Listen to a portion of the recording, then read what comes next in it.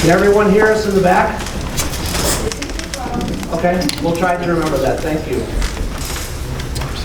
So we called the meeting to order. We said the Pledge of Allegiance. Please take the roll. Councilmember Bell? Yes. Councilmember Cousins? Here. Councilmember Fisher? Yes. Councilmember Knight? Here. Councilmember Michelle's? Present. Councilmember Smith? Here.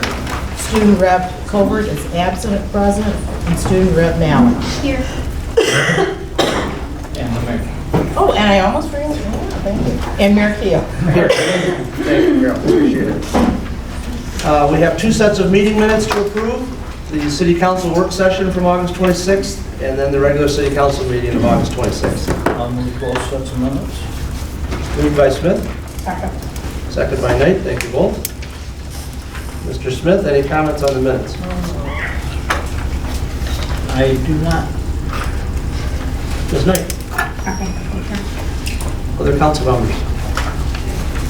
Seeing none, all those in favor of approving the minutes, signify by saying aye, please. Aye. Those opposed? Thank you.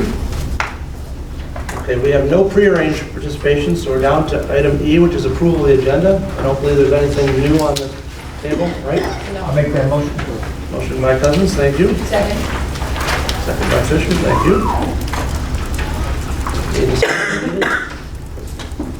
All those in favor of approving the agenda, signify by saying aye, please. Aye. Those opposed? Thank you.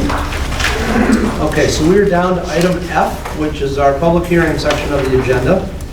This evening, we have a planned public hearing on the sale of a portion of 7651 Dan Hoy to Avalon Housing. That is the property due west of the industrial park, due east of Walkabout Creek, on the south side of Dan Hoy, across from the new elementary schools. And then there's a consideration item after the public hearing for council to consider removing the public hearing condition from the purchase agreement, which is what was part of negotiation, or what we negotiated when we signed the purchase agreement several months ago.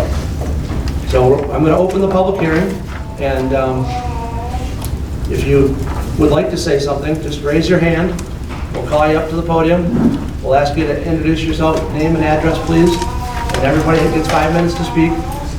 And then we'll just go along until no one is interested in speaking, and then we'll close the public hearing. So I'd like to open the public hearing at 7:03 p.m. Is there anyone that's interested in speaking this evening? Okay, second row, please. Yep. Well, second row people, sorry. Good evening. Good evening, thank you. So I'm Wendy Cardy-Saxon, Director of Real Estate Development at Avalon Housing, and I appreciate the chance to be back before City Council tonight for the public hearing on the land sale, and then later we set on the agenda for our site plan and zoning.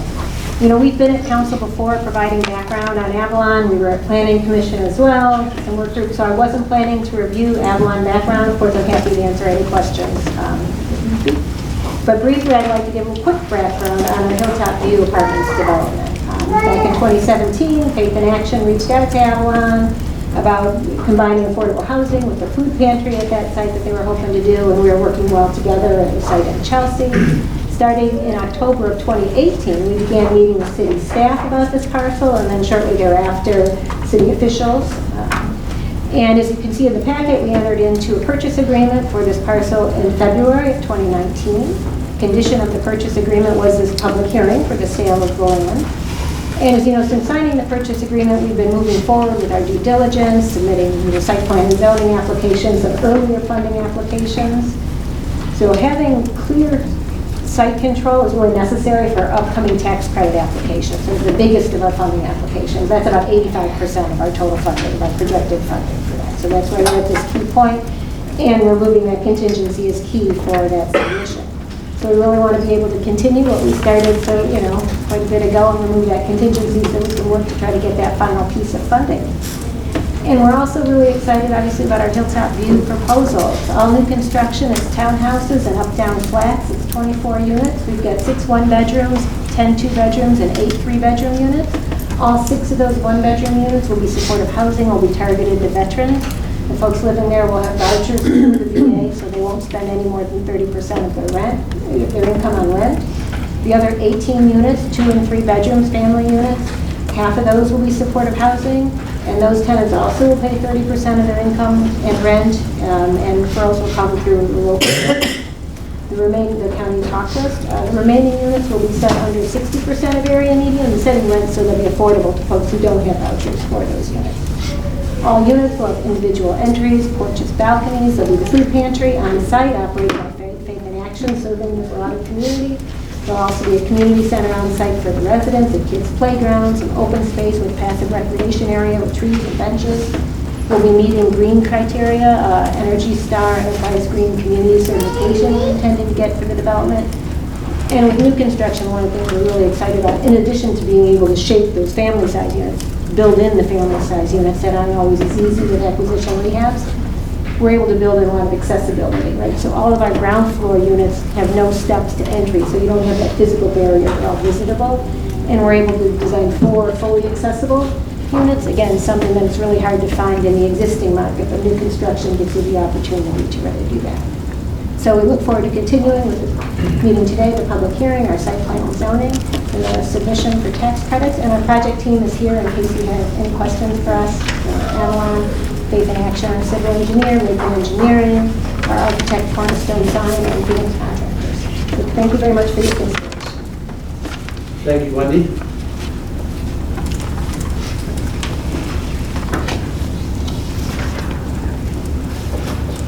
Paula? Welcome. Good to see you again. Yes, familiar face, I'm sure. Good evening, my name is Jana Griffin. I live at 463 Preston Circle here in Dexter. If you can't hear me, and then okay, thank you. I know it's hard to hear. Speak into the microphone. Thanks. As you know, is that better? Yeah. More than 100 other people have signed a petition urging you to reconsider both the need for and location of this development. And I do have a copy of that petition here and have it share with you. In your deliberations tonight, I'm hoping you will consider and address the following. Many people in the community have shared emotional pleas about their need for affordable or workforce housing. I will admit that what I've been calling affordable housing in the past is I have been meaning to say workforce housing, which comprises less than 40% of this development. Unless those people are on the county's by-name list of those who are homeless or at risk of homelessness and also meet the criteria for permanent supportive housing, they are not eligible for placement in more than 60% of this development. To date, there is no evidence that anyone in Dexter is eligible for placement in the 15 supportive units.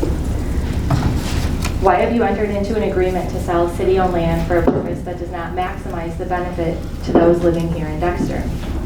If you feel some obligation to help the county address its supportive housing needs, why haven't you made that clear in the statements you have made? Our initial concerns about safety were informed by 2 resident profiles indicating that the supportive services provided by Avalon could not keep residents from driving drunk or repeatedly passing out in public. These concerns were corroborated by a HUD training manual for those providing supportive housing services.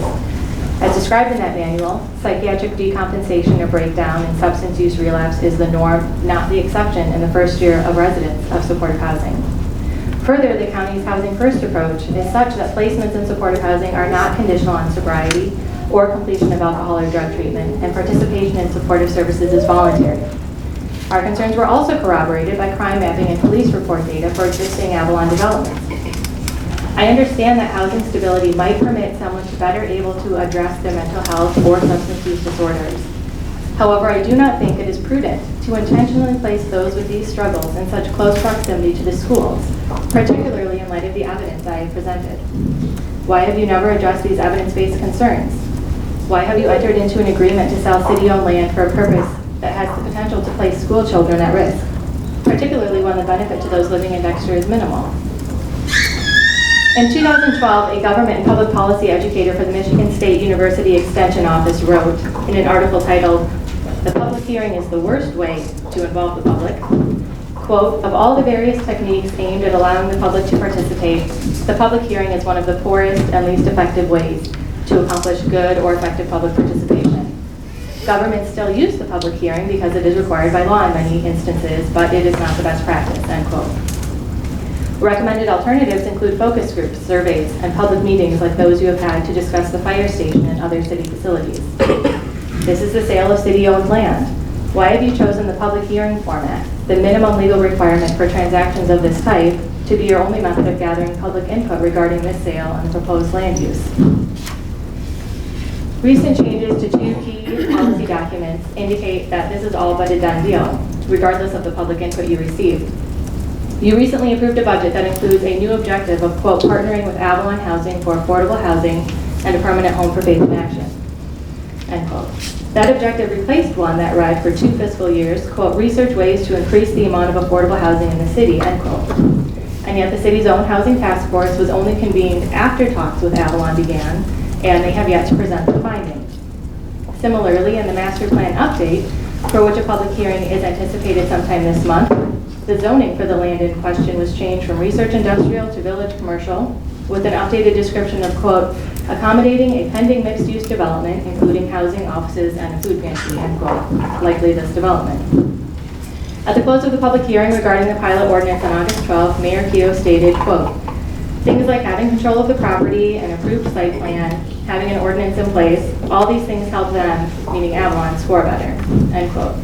It would seem then that the city is doing everything in its power, including modifying various city documents just in time, to help this particular real estate developer obtain the funding it needs to buy city-owned land for this particular project. And yet all the while not bothering to legitimately consider or gather representative and accurately informed resident input. Why? Lastly, when asked to provide independent and objective information about the development and to be more transparent in your decision-making, why did you not make it known that the city manager, who has compiled numerous packets, participated in council discussions about this development, and is signing legal documents on behalf of the city, is on the Faith in Action Board of Directors? Even if this relationship is only a perceived conflict of interest, why not disclose it so as not to call into question every other aspect of this deal or others you have made? Taken all together, something just doesn't add up. Whatever decision you make tonight, please stop deferring to those with a vested interest in the closing of this deal, including your own city manager, and state in your own words why you think all aspects of this land sale and proposed development are in the best interest of the city of Dexter and the residents you were elected to represent. Thank you again for your time. Thank you, Jamie.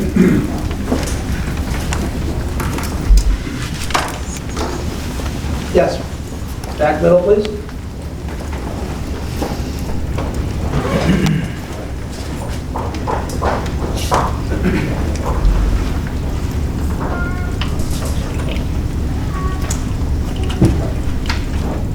Good evening.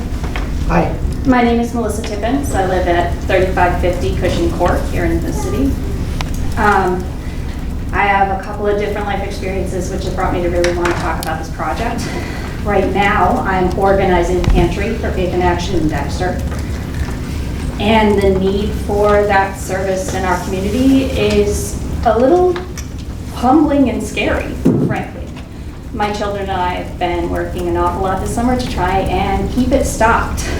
And our need is growing and is still going to grow. I've also dealt with the absolutely fantastic generosity of Dexter residents and staff of us.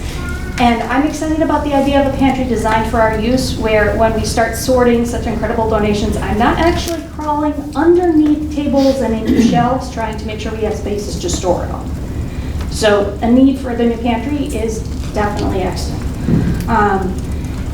Also, I know some of these families who need this affordable housing. It's incredible how much they do and work in this space. I've also spent time working on an emergency services mental health unit.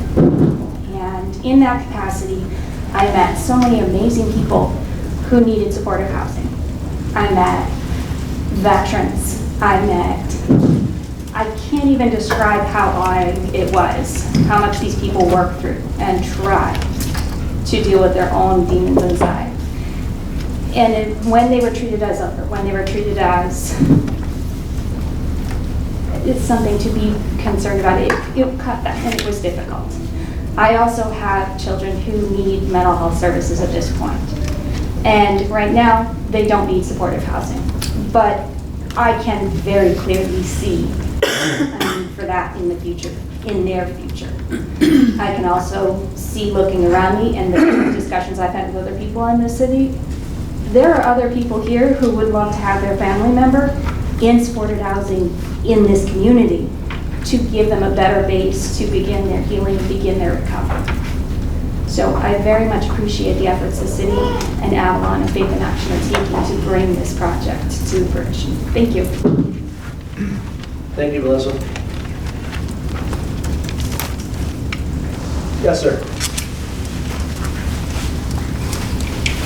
Welcome. Thank you. My name is Richard McHugh. I live in Hidden Lake in Dexter Township. I've been part of this community since 1988 when I moved to Delhi, and I've been living at this location for 19 years. I'm here to speak on the proposed Hilltop View Apartments site. I've looked at the proposal and I have read the accounts of the discussion. And I've been out of town a lot since I'm retired. And so this is my first opportunity to show up and express my support. I think it's clear from our housing market and what we have in Dexter that these type of housing opportunities are not going to be possible without government support. In other words, the market, we see the kind of things that the market is producing, which is expensive condominiums. And I think it's important that other options be provided in our community. To me, a central focus of this discussion has been how our community is defined. Is community defined as those who can afford to live here, or can our definition of community include people who are less visible in Dexter now, or who might come to Dexter if the Hilltop View Apartments are built? If we define community, we should keep in mind that Dexter cannot isolate itself from individuals who need supportive or affordable housing. They work here, and a few live here in the apartments that our current housing market includes. Without Hilltop View, we can continue the illusion that individuals needing these services are not already here or fall outside our definition of community. In my view, Hilltop offers the Dexter community an opportunity to offer a positive response where members of our community can live and recover. I wish to address the concerns expressed about the proximity of the proposed site to school-aged children. In this regard, I want to point out that I have 3 small grandchildren who live right up the road and who will hopefully attend Dexter schools over the next 25 years. In addition, children will live at Hilltop View itself. But this is another case of how do we define community. The people that say there's a risk to children define our community as offering no risk to children. And I would say over the last 20 years, we have unfortunately come to know that coaches, doctors, clergy, and similar people offer risk to children. Again, we are trying to operate under the illusion that we don't have any risk to children in our community at this point. I would say that part of my faith in supporting this is because we have Faith in Action and Avalon as part of the proposal. These, in my view, are 2 trusted community groups that are part of our community. And I'm sure that they will be doing their utmost to make this a success and make the residents a positive part of our community. I have a good friend in Ann Arbor. She couldn't be here tonight. She lives next door to an Avalon facility on the west side. They've been there 20 years. Avalon and they bought the place next to her on 1st Street in Ann Arbor, near the stadium. And this didn't come up in respect to Hilltop, but I have been there, and she just happened to mention one time, well, that's Avalon owns the place next to us. She reported, after I decided I was going to come here tonight, I talked to her. She said that they've been very good neighbors. They're friends with the property manager, and Avalon has been very responsible. Again, there's that illusion that I used to live on the old west side in Ann Arbor. The police came twice to our house because we were having loud parties. You know, that is a normal part of human interaction. The idea that we're going to be negatively affected by giving people an opportunity to live in our community, I think, doesn't really reflect the type of community that I think Dexter is. I really am happy that you have been supportive up to now, and I hope that ultimately the project goes through and that my children play on the playground across the street. I might add that I have a failed community garden plot, and it'll probably be good if the other uses are made of the property. Thank you, Richard. Yes. Welcome. Welcome, thank you. My name is Sandy Hopkins, and I live at 3662 View Drive in Dexter. I live there with my husband and my son. And I'm here to express my support for your looking at this issue of providing some kind of supportive housing and affordable housing in the city of Dexter. The voice that I want to bring to the conversation that has not been brought up yet is the voice that I am a parent of a child who's, a young man who's 25 years old, and he has a developmental disability. And since he has left high school 6 years ago, he has worked very hard to become as independent as possible so that he can make his way in this world when I'm no longer here. He is ready to launch. He's ready to go. There is no place for him to go that he can afford. Right now, in the Washtenaw Intermediate School District's Young Adult Program, there are at least 20 Dexter students between the ages of 18 and 26 currently receiving special education supports and services. So those are kids who exited high school without a high school diploma. Those are 20 young adults who will, at this point, like my son, have to look somewhere else for housing. They will not be able to remain in their hometown, where they have a community and where they are known in their community, because there is no place for them to live except for at home with their parents, or as long as their parents live. Some people think that getting a voucher is the answer. So I'm going to tell you what happens when you try to get a voucher. At some point, the Housing Authority opens up the application process. In the last 4 years, I believe that has happened twice.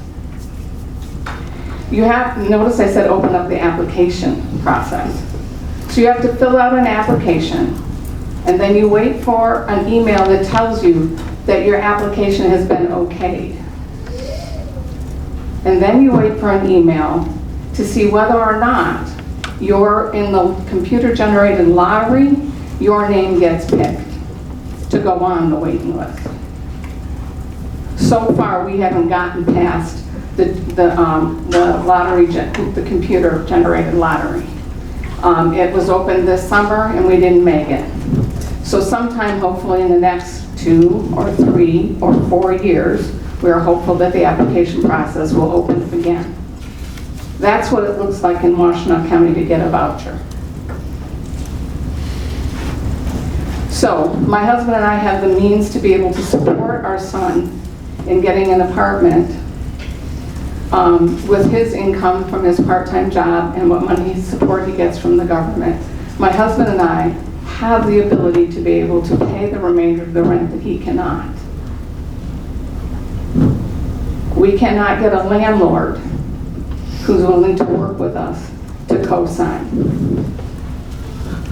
I've done co-signing before. It just doesn't work out. I'm not willing to do that. When I'm honest and straightforward with a landlord about our situation and try to get them to join us on this journey of him becoming independent, they say, well, you know, I got about 3 other people who've called, and if those 3 other people don't work out, I'll give you a call. I've never gotten a call back. We got to see 1 apartment. We filled out an application. On there, we said we're willing to go through the credit report, we're willing to co-sign, we're willing to do all of this. Never got a call back. That's what housing looks like for my 25-year-old. And you have 20 18 to 20-year-olds.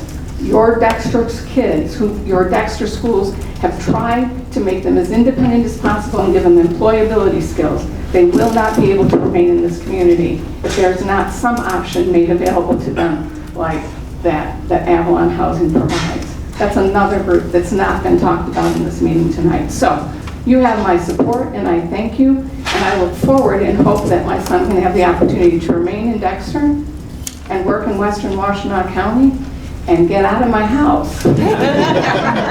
Thank you. Thank you, Sandy. I think was another hand. Yes, please.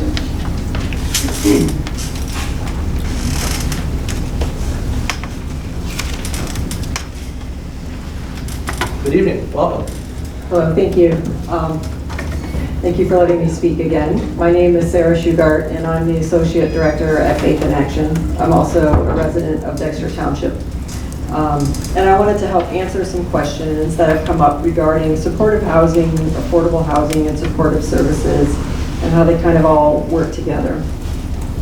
Supportive services that are provided in a supportive housing context include how to access case management services, medical services, mental health services, substance dependence treatment services, peer support, parenting skills, educational, vocational, and employment services, money management, life skills training, and advocacy.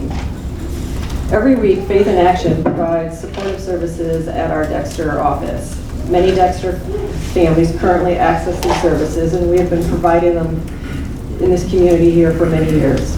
These services have included, but are not limited to, assistance with eviction and utilities, referral for mental health, medical or substance dependence needs, navigation of SNAP benefits and referral to other benefits, help with resumes, access to food, access to preschool, summer camps, and other programs that support school-age children, and even mitigation of hoarder residences.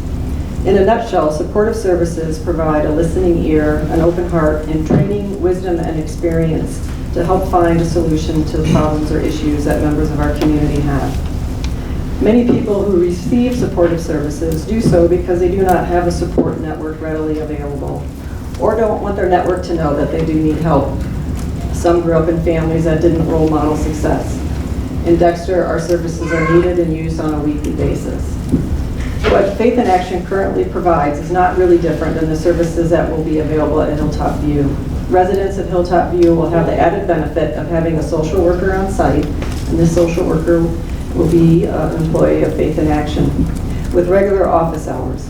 At Faith in Action, we wait for people to come for us. In supportive housing setting, the social worker plays more of an active role, which will include checking in with residents, planning programs for residents, and fostering a sense of community. Like our building in Chelsea, Sharon Ann, not all residents at Hilltop will seek out supportive services, but they will always be available. For social workers and staff at Faith in Action, no distinction will be made as to whether the family is from the supportive units or the affordable housing units. In fact, all the units are affordable housing units, and all the units have access to supportive services. The only difference is how families arrive at the apartments. Washtenaw County has HAWC, Housing Alliance Washtenaw County. It is a community-coordinated access point to help keep the county and local service agencies like Faith in Action organized in their efforts to assist homeless people and families. In effect, it's a prioritized list. Homeless families are difficult to track. They tend to couch surf, spend nights in their car, sometimes in a hotel, bouncing from place to place. and they are tracked by the last zip code they were in, which often does not reflect where they are from. Every year, Faith in Action assists between 30 to 40 individuals and families contact HAWK and become part of this list. Most of these families have ties to Western Washtenaw County, some have ties to Dexter. The supportive housing units will go to families on this list. At Sharon Ann, the supportive housing building in Chelsea, the timing worked out through HAWK to place a couple of Chelsea residents there. Families who live in the affordable housing units will also come from a list. This list is arranged on a first-come, first-served basis as long as families meet income guidelines. All families meeting these guidelines in Dexter are welcome to add their name to this list. Faith in Action will ensure our Dexter families that we work with that qualify for these apartments will be aware of the where and when to get on this list. Faith in Action makes no distinction between the families of supportive housing units or affordable housing units. That distinction only occurs when an apartment is vacant and which list the next tenant will come off of. To summarize, yes, Dexter needs supportive services and has families that have been receiving these services for many years. We are in a position to make needed services more available. The complex issues of income disparity and homelessness don't end at the borders of the Dexter or Chelsea school districts. Any school official can tell you that there are children at risk of losing housing today, right now. Everyone at Faith in Action knows families that have lost housing. Right now, we have one family and one single adult using our parking lot as a safe place to park in between jobs while they wait to find housing that they can afford. The need is real. In our community, we have many people with a lot of privilege. In our community, we have the privilege of being in the position to help. Placing people in secure, affordable housing with access to support, a great school district, and a great community we are all proud of to call our home is a big step for giving these families a better future. Thank you for your consideration of this project. Bravo. Thank you, Sarah.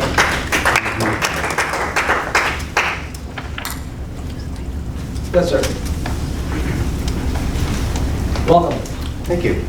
My name is Christopher Lemon. I live at 230 North Dancer Road here in Dexter. I'm here to really give my support to this project. I sit in an interesting place. My job, I work for the Ann Arbor Area Community Foundation. I serve as their Senior Community Investment Officer, although I'm here tonight with my resident hat, not my foundation hat on. I have the privilege of working hand in hand with many of the nonprofits across Washtenaw County. Avalon Housing is one that I have had the honor of working with over the years, and I can tell you that if they are working this hard for a proposal, if they're going into community and putting the time and effort into this, then I'm going to believe them that there is a need. It's the same thing with Faith in Action. My family has volunteered with them for years. I have had grant applications come before my desk. I've been able to learn about these organizations. And what amazes me is when I hear arguments that we need data to support that there are actually people in our community that need it. I guess what troubles me is that we're not believing those that are working in our community. We're not believing their voice, their stories, their experiences, that that's enough. I would choose to believe the people who are doing the work than to stall the project to try to bring an outsider in to do some kind of data analysis. To that point, too often in our communities, I was born and raised in Ann Arbor, I have seen what has happened when we don't respond to issues in an immediate fashion. Too often we wait until it's a crisis. People don't want to make a decision now, a hard decision now, when it's not a huge issue. They would rather wait until they're forced to make that decision because, well, I don't have any choice. I applaud the fact that it has gotten this far in the process. I sat on the Planning Commission for Milan Township for about 10 years. I have been through master plans. I have rewritten every ordinance in my past. I know the process. It's a horrible process, right? And I've heard argument time after time about, well, this isn't the time, or there's 2 master plans. There are processes to amend our zoning maps. There are processes to appeal because needs arise in our community. And we need to maintain flexibility in our decision-making, in the way that we approach, so that we can truly serve those people in our community. And I would rather see something like this go in now, when maybe it's not a huge issue, than to kick this can down the road 15 years from now, when the issue is tripled. The last thing I want to say is, it is very hard for me to sit here and to hear people villainize those who need supportive services. There are a multitude of issues that lead to people being homeless. There are a multitude of issues that lead to people having substance abuse issues. I'm a white male. I know privilege. I own that. I don't have the same struggles that other people may have, but I can sure as hell recognize that there are factors in life that make things difficult. When we villainize those people, of course people who are suffering from homelessness are hiding. Because if it come out, people look down at them. You hear arguments that they shouldn't be living near our schools. They shouldn't be living near the city center because what if? What if we take the time to actually treat people with respect and to take care of them in our planning, in our zoning, in our city design, so that people can be supported by community instead of ostracized by them. That's the Dexter that I want to live in. I lived in Ann Arbor. I moved here because I like the people. My son is in school here, I coach here, and I love those that I have been in contact with. And it would be horrific to me if this somehow got turned down. Because what the statement is being made is that we don't care about those who struggle, we only care about those of a certain social economic status, who quote unquote have their stuff together. If we're gonna, I've heard talk about there used to be a zero tolerance policy if they get drunk or if they're found using drugs. If we're going to implement those kinds of rules, then we need to implement those to everyone in our community, not just those that need supportive services. In closing, I truly hope that you pass this. I really do. I think it would be a phenomenal statement to our community, and it also shows our kids what it means to live in community together. Thank you. Thank you. Chris, appreciate it. Yes, in the back. Welcome. Thank you. Scott Phillips, 3535 Dover Street. I got to speak last week for a couple of minutes and I appreciate it. I work for Ozone House. Ozone House is the emergency shelter for homeless and runaway youth for Washington County. And yes, we work with young people from Dexter. I've done multiple intakes in the last 2 years for young people experiencing homelessness and abuse in unsafe housing situations in Dexter. So to say that poverty and abuse and substance use and mental health is an issue of poverty is wrong. It's an issue of humanity. So thinking about a community that isn't going to support our young people and our families that are going through tough times or experiencing addiction and mental health, domestic violence. That'd be terrible. I moved here because I love this community. I moved here 8 years ago with my wife. My daughter is in pre-K at Morningstar, and we'll be starting kindergarten next year. The issues and the concerns I hear, I think come from a place of fear. But it's an unfounded fear. It's not a fear of poverty, it's a fear of people. People can do bad things, right? But those bad things aren't based in poverty. And what supportive housing does is provide support for people who need that support. The young people in Dexter that I work with didn't have an opportunity for that support, and they had to seek it somewhere else that wasn't in their community. So to be able to provide those opportunities in our community, provide food, to provide shelter, to provide recreational activity. Those are things that Avalon Housing can provide and bring to our community. So I just want to stand here in support of that. So thank you. Thank you, Scott.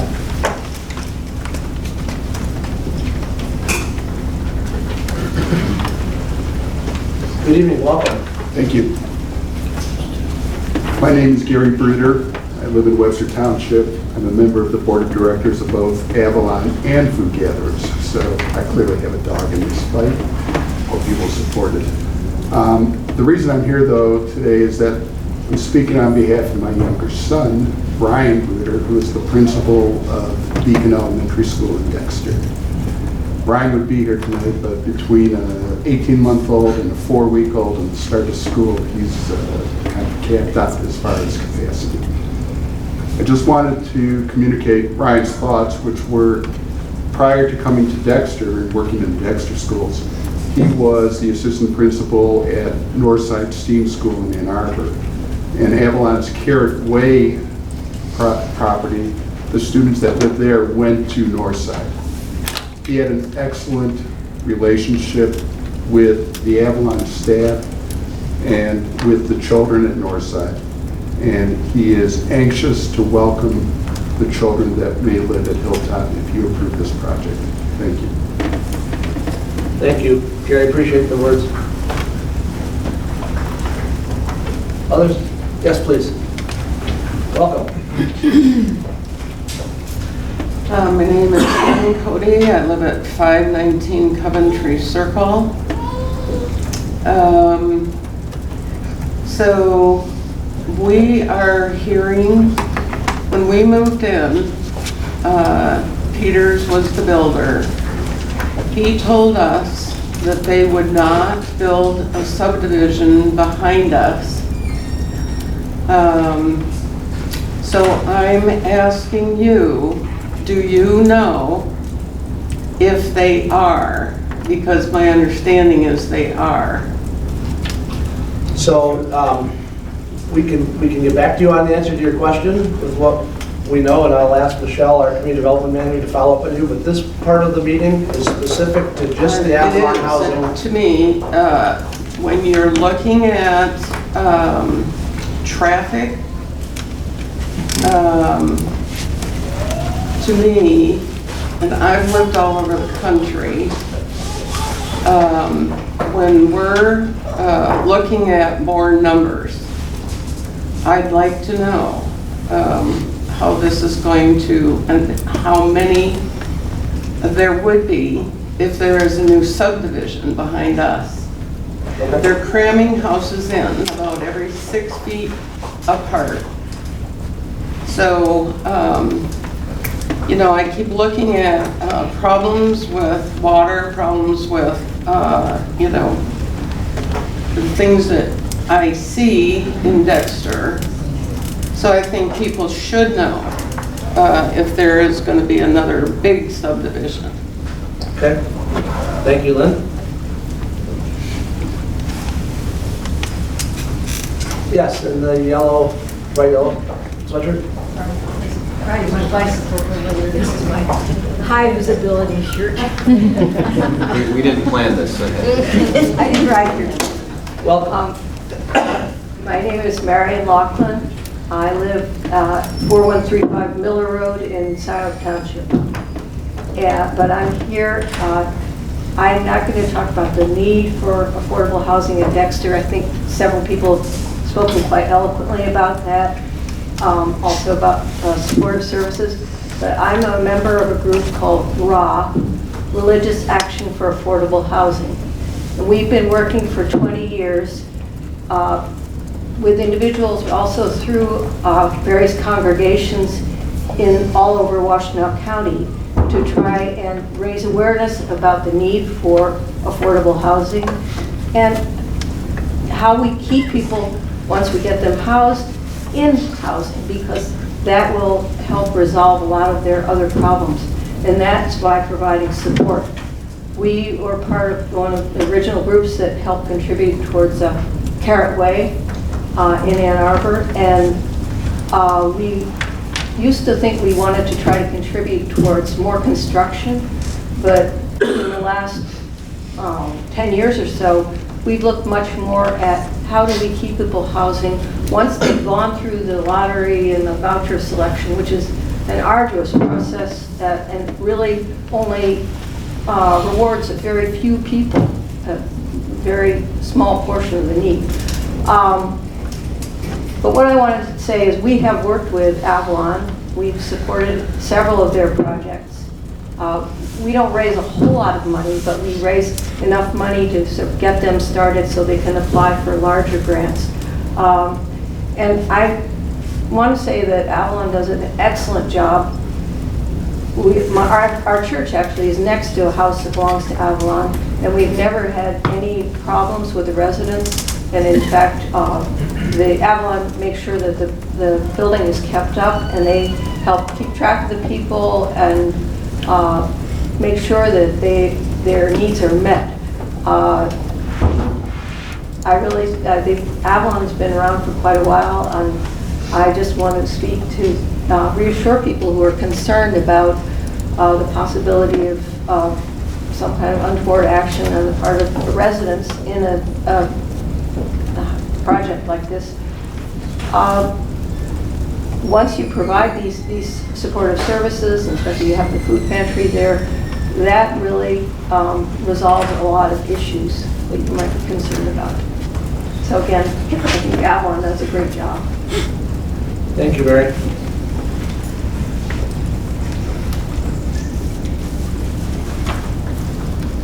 Other residents or visitors, people in attendance who want to speak this evening? Yes, please.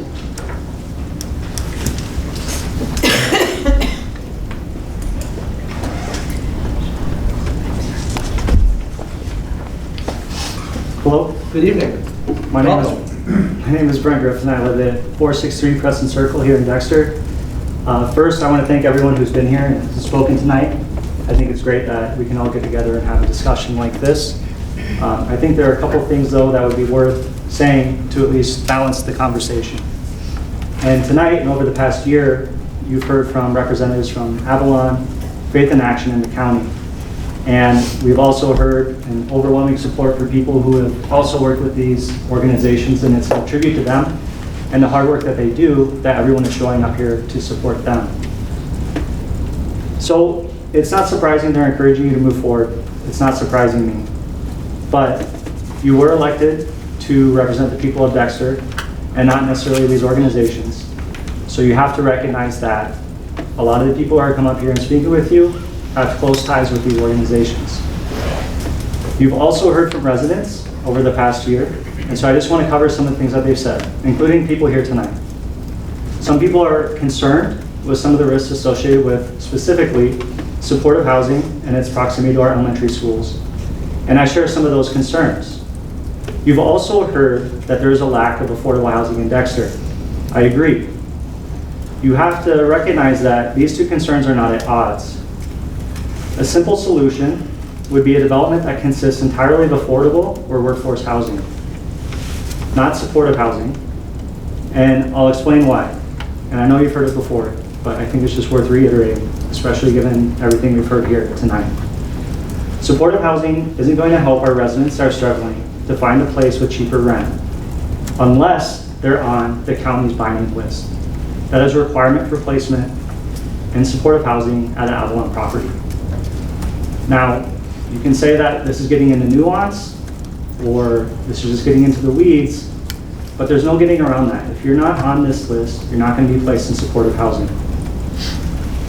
And through this process of discovery, one thing that we've seen is that a big reason for the choice to make the majority of units designated as supportive housing has to do with a specific funding mechanism chosen by Avalon for the permanent supportive housing development. As best as we've been able to tell from all the documentation that's provided, the amount of supportive housing isn't based on a specific need in Dexter. So I just want to emphasize that as a policy decision, given that much of the need that's been communicated to you, it seems like it would be benefited from affordable housing, and people who have shared concerns are concerned specifically with the supportive housing component. It would seem like it would benefit Dexter the most to have a development that consisted purely of affordable housing. And I just wanted to come up here and speak because if you decide to sell the city-owned land for this development, I wanted to make sure that there is no misunderstanding when people are struggling to find a place where they can afford rent, but they're not eligible because they're not on the county's binding list. Someone was pointing this out. And I think this is an important point because I've heard a lot of stories about people who would benefit from affordable housing. And if you're not on the county's binding list, then unfortunately, the supportive housing component, which is now the majority, isn't going to be helpful for your need. So I just want to reiterate, you were elected to represent the people of Dexter and their children, for those of us who have concerns about the supportive housing component and its proximity to elementary schools. And I implore you to please give them your full consideration. Thank you. Thank you. Was it Brent? Did I write that down? Brent, is your first name? Yeah. Brent, thank you. BRENT. Yeah, okay, thank you, Brent. Yep, in the back, please.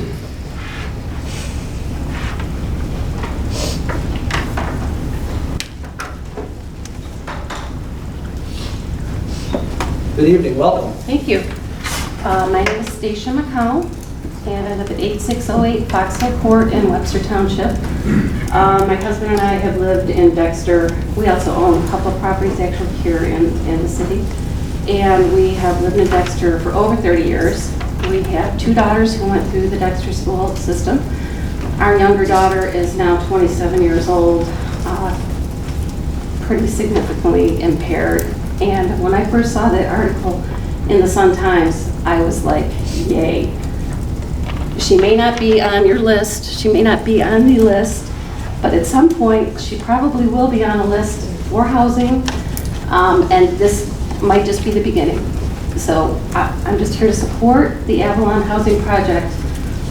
It's a place to start for people who do need a supportive living situation. She is actually considered 24-hour support, so that's her situation. Anyway, I'm all for it. And I was really excited when I read about the Avalon project in Chelsea. And I'm really glad that now we're looking at one here. So thank you. Thank you, Stacia.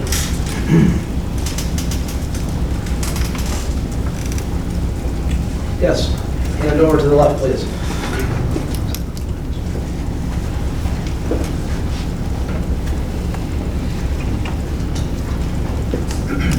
Good evening, welcome. Thank you. Forgive me, I'm a terrible public speaker. I get nervous and I'm going to get choked up about this, so just bear with me. My name is Paula Healy. I live at 7048 Ulrich. I've been a resident of Dexter for 20 years. I love this town. I am a mother and would never, ever, ever do anything to endanger anyone's child. We've talked tonight a lot about people with disabilities, mental problems. I want to talk to you about drug addicts. I am related to such a person. He has struggled with heroin addiction for 10 years. He was a good boy. He made a really, really messed up choice and fell down a hole and couldn't get out. He has a child of his own. He has no urge nor want for her to be anything like him. He is not a pusher. He's just someone who made a bad decision. He's been homeless, he's been in jail, and he has been unable to get straight until he found some place to live.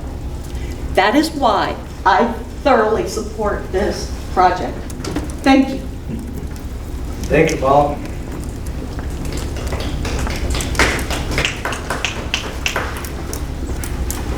Other hands? Okay.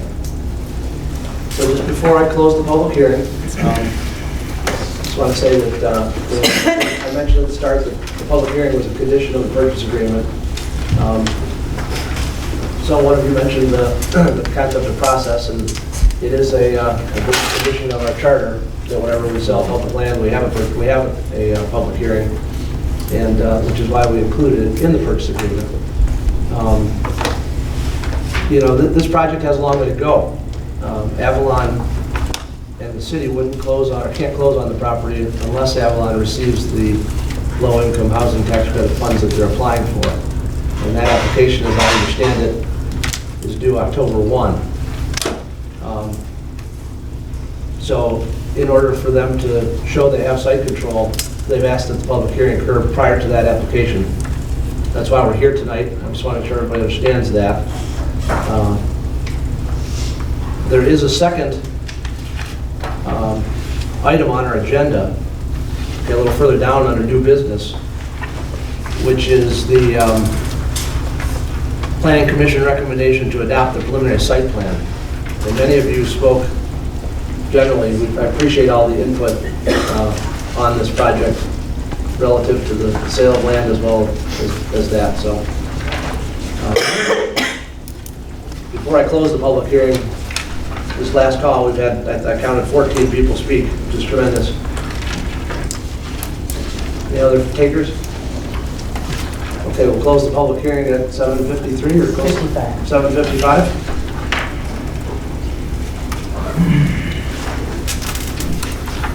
Okay, and we do have a consideration item on the agenda at this time to remove the public hearing condition from purchase agreement with Avalon Housing for the property at 7651 Dan Hoy. If there's a council member, thank you. Donna has been Fisher. Motion by Fisher. Support. Second by Cousins. Thank you both. Council discussion or comments? Mr. Bell? Try to be brief. Leading up to this, I spent a lot of time reading materials that we've been given. I raised some questions, and Courtney was very helpful.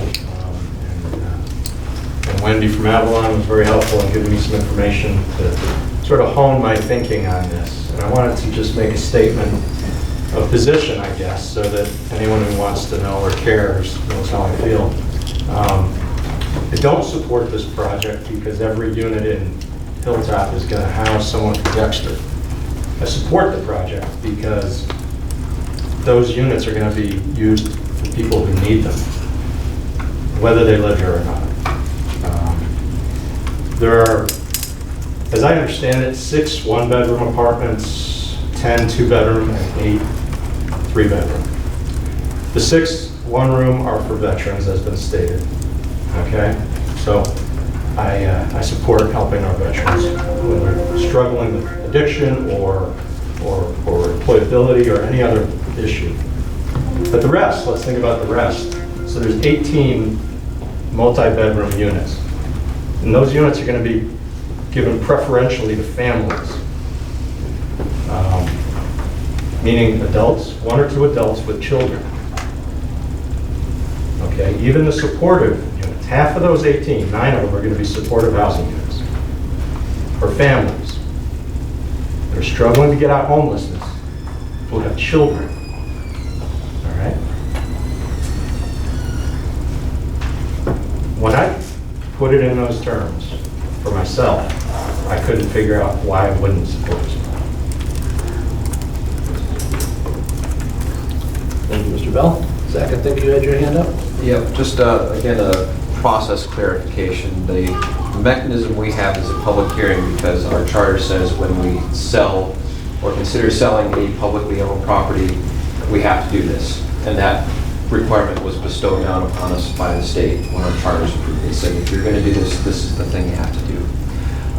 But in addition to that, we did have a public meeting where preliminary plans were presented. We had Faith in Action in this very room, and everyone had the name tags for what group they're associated with, which was not required in any public process, just something kind of above and beyond that we've done.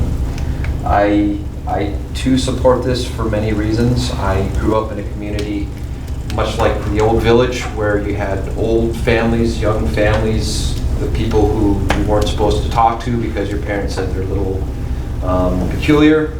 And I think that is a good way to grow up. I believe in preparing the child for the path and not the path for the child. So I think it's a benefit to have diversity, not just in skin color, but of experiences. I will say, from my background, I have a grandfather who died from alcoholism. I never met him. He's long gone before I came around. I have a uncle who struggles with it, and a nephew who struggles with it, and I have another uncle who is mentally handicapped who lived with my grandparents until they died because there was nothing available for him. So if I had a magic wand, I would double the size of this project. And I'm damn proud that Dexter would be seen as a leader in providing this type of housing and doing more than what other communities have done. That being said, I'm looking at the site plan over there. And they've done a good job of, I know it's not exactly part of the public sale portion, but they have responded to concerns from the community at public meetings, pre-application stuff, to try to get it to fit in with the community, to make sure it's not a suburban style development so that it really fits with it. And I am happy to welcome folks. One last thing comes to mind. I was not here when Walkabout Creek came in for approval. If anybody else was, my reading of the record and talking with folks is that there was strong opposition to that because it will have low-income housing tax credit and those people will come and steal everything from your yard. And it's been used recently as a beacon of the type of development that we want, where it's safe and there aren't any calls. So I do support this project for those reasons. Thank you, Zach. Ms. Fisher. My heart goes out to you because I'm kind of like that when I talk too. I lost a brother to alcoholism. He drank only the last 8 years of his life. But he also could not get out. He could not find a place to live, and he was too proud to live with my mom. And so there is need, and I don't think my brother ever would have done anything to anybody's child. And I can't understand what some of the things that are said about this exposure piece of it. It's not like I think that people are going to go out and walk around the schools and try to mess with kids. And so I am fully in support of this project. Thank you, Ms. Fisher.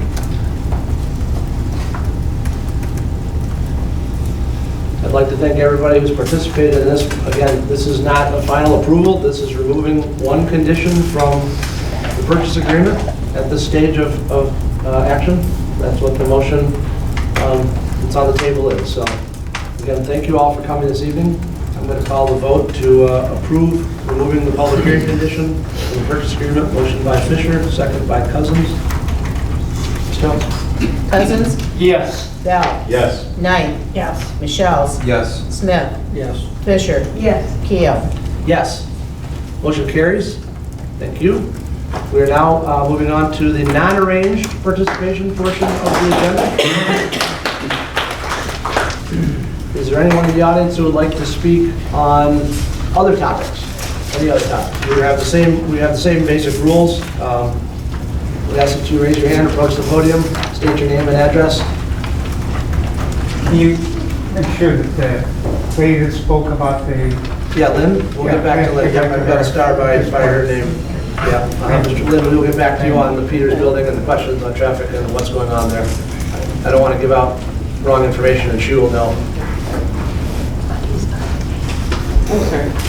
Sarah, would you want to use this time to approach us? Yes. Oh, please.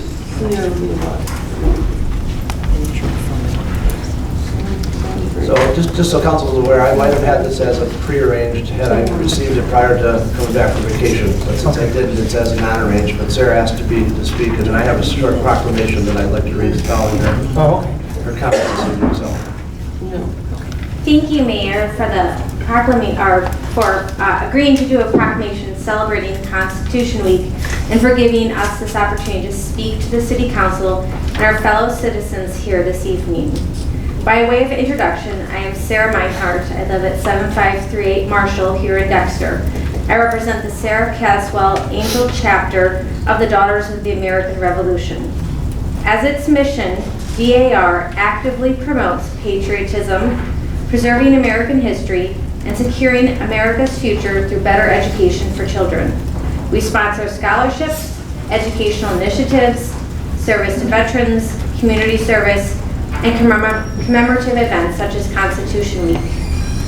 As we know, our country has two founding documents, the Declaration of Independence and the Constitution. While we have celebrated Independence Day since Revolutionary War times, the Constitution has no special commemoration. In 1955, the Daughters of the American Revolution petitioned Congress to dedicate September 17 through 23 of each year for the commemoration of Constitution Week.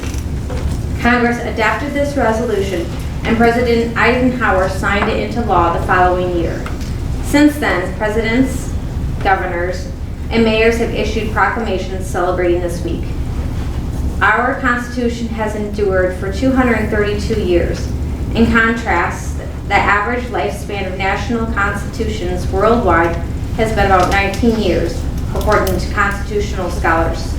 That means we have lived under the same written constitution longer than any people on earth.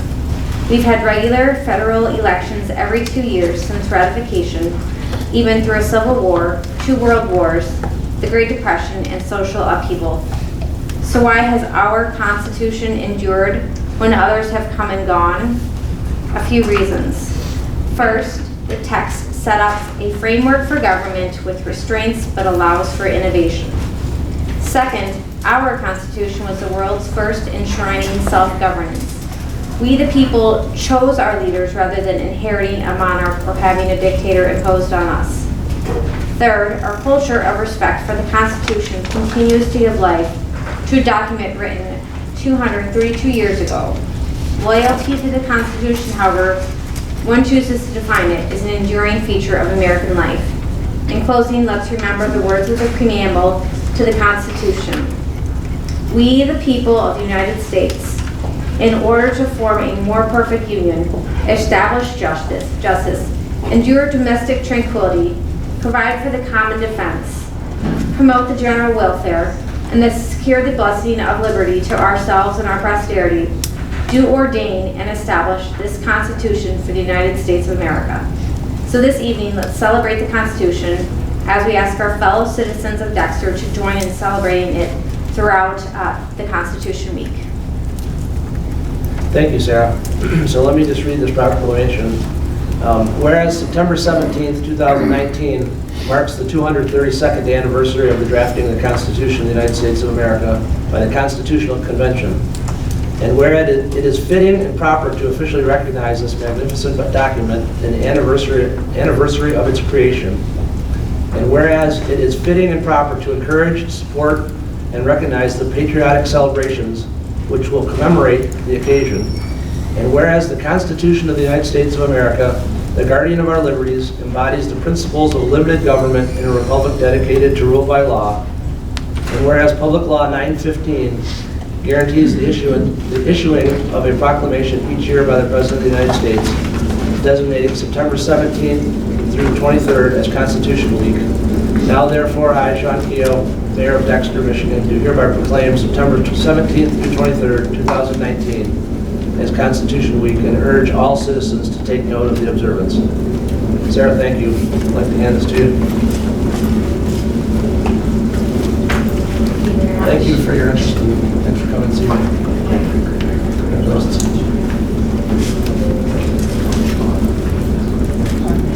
Thank you for allowing me to do that at this portion of the agenda. Non-arranged participation is still open. Are there members of the audience who would like to speak on any topic? On the lady that was here, she left. Linda? Yeah, maybe we can make contact with her. I believe Michelle got her number just while we were waiting. Thank you. Thank you very much. If I observed that right. Okay, so we're down to item H. Communications there are 2 in the packet, our standard communications, our upcoming meeting list, and our signed calendar, page 35 of the packet. Are there any comments on the 2 communications? Mr. Smith? Yes, regarding the sign calendar, I've noticed around town there's a number of the Russian Festival signs, and I do not see them approved. They normally get a permit, so we'll double check, but that's one of our annual ones that normally does. Maybe it just didn't get put on here, so we'll double check. And before everyone, the Chamber of Commerce has decided we'll meet the last Monday of every month, 9 o'clock at the library. Is that the 4th Monday or So the that- last Monday? So the last Monday. So that now means this meeting is the 30th, then instead of the 23rd. So okay. Okay, thank you. I don't know how you keep all that straight. No, I don't either. But I change it every month, right? So maybe I'll do it again. Maybe they should just do it at Paul's house. We'll know Okay, seeing no more comments on the communications, we're down to our first report this evening from our Public Services Superintendent. Welcome, Dan. Yes. Good evening, Council. Good evening. I have a 2-part report. I have my written report, and I also have construction progress update on the wastewater treatment plant. And I would like to start with my written report. I do have an update on the Central Street project. They were supposed to do curb today, start curb, concrete curb. They're not going to be able to do that till Wednesday now. I heard that at the end of the day. The storm water work that they're doing, storm pipe is going to be, was done today. So all of the storm water is done. They also have a dead-end manhole that they need to install on that sewer that we found that we didn't know we had. They're going to do that tomorrow.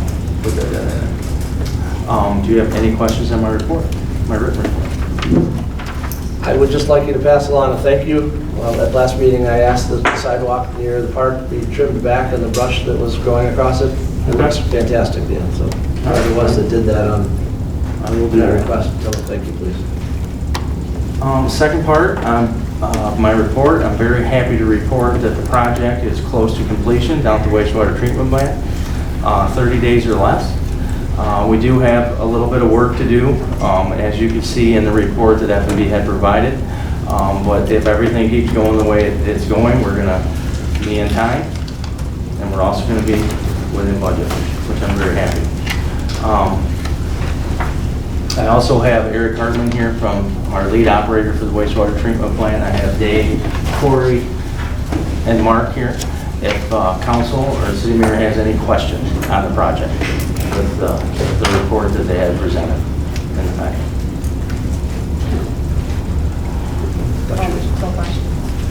Zach?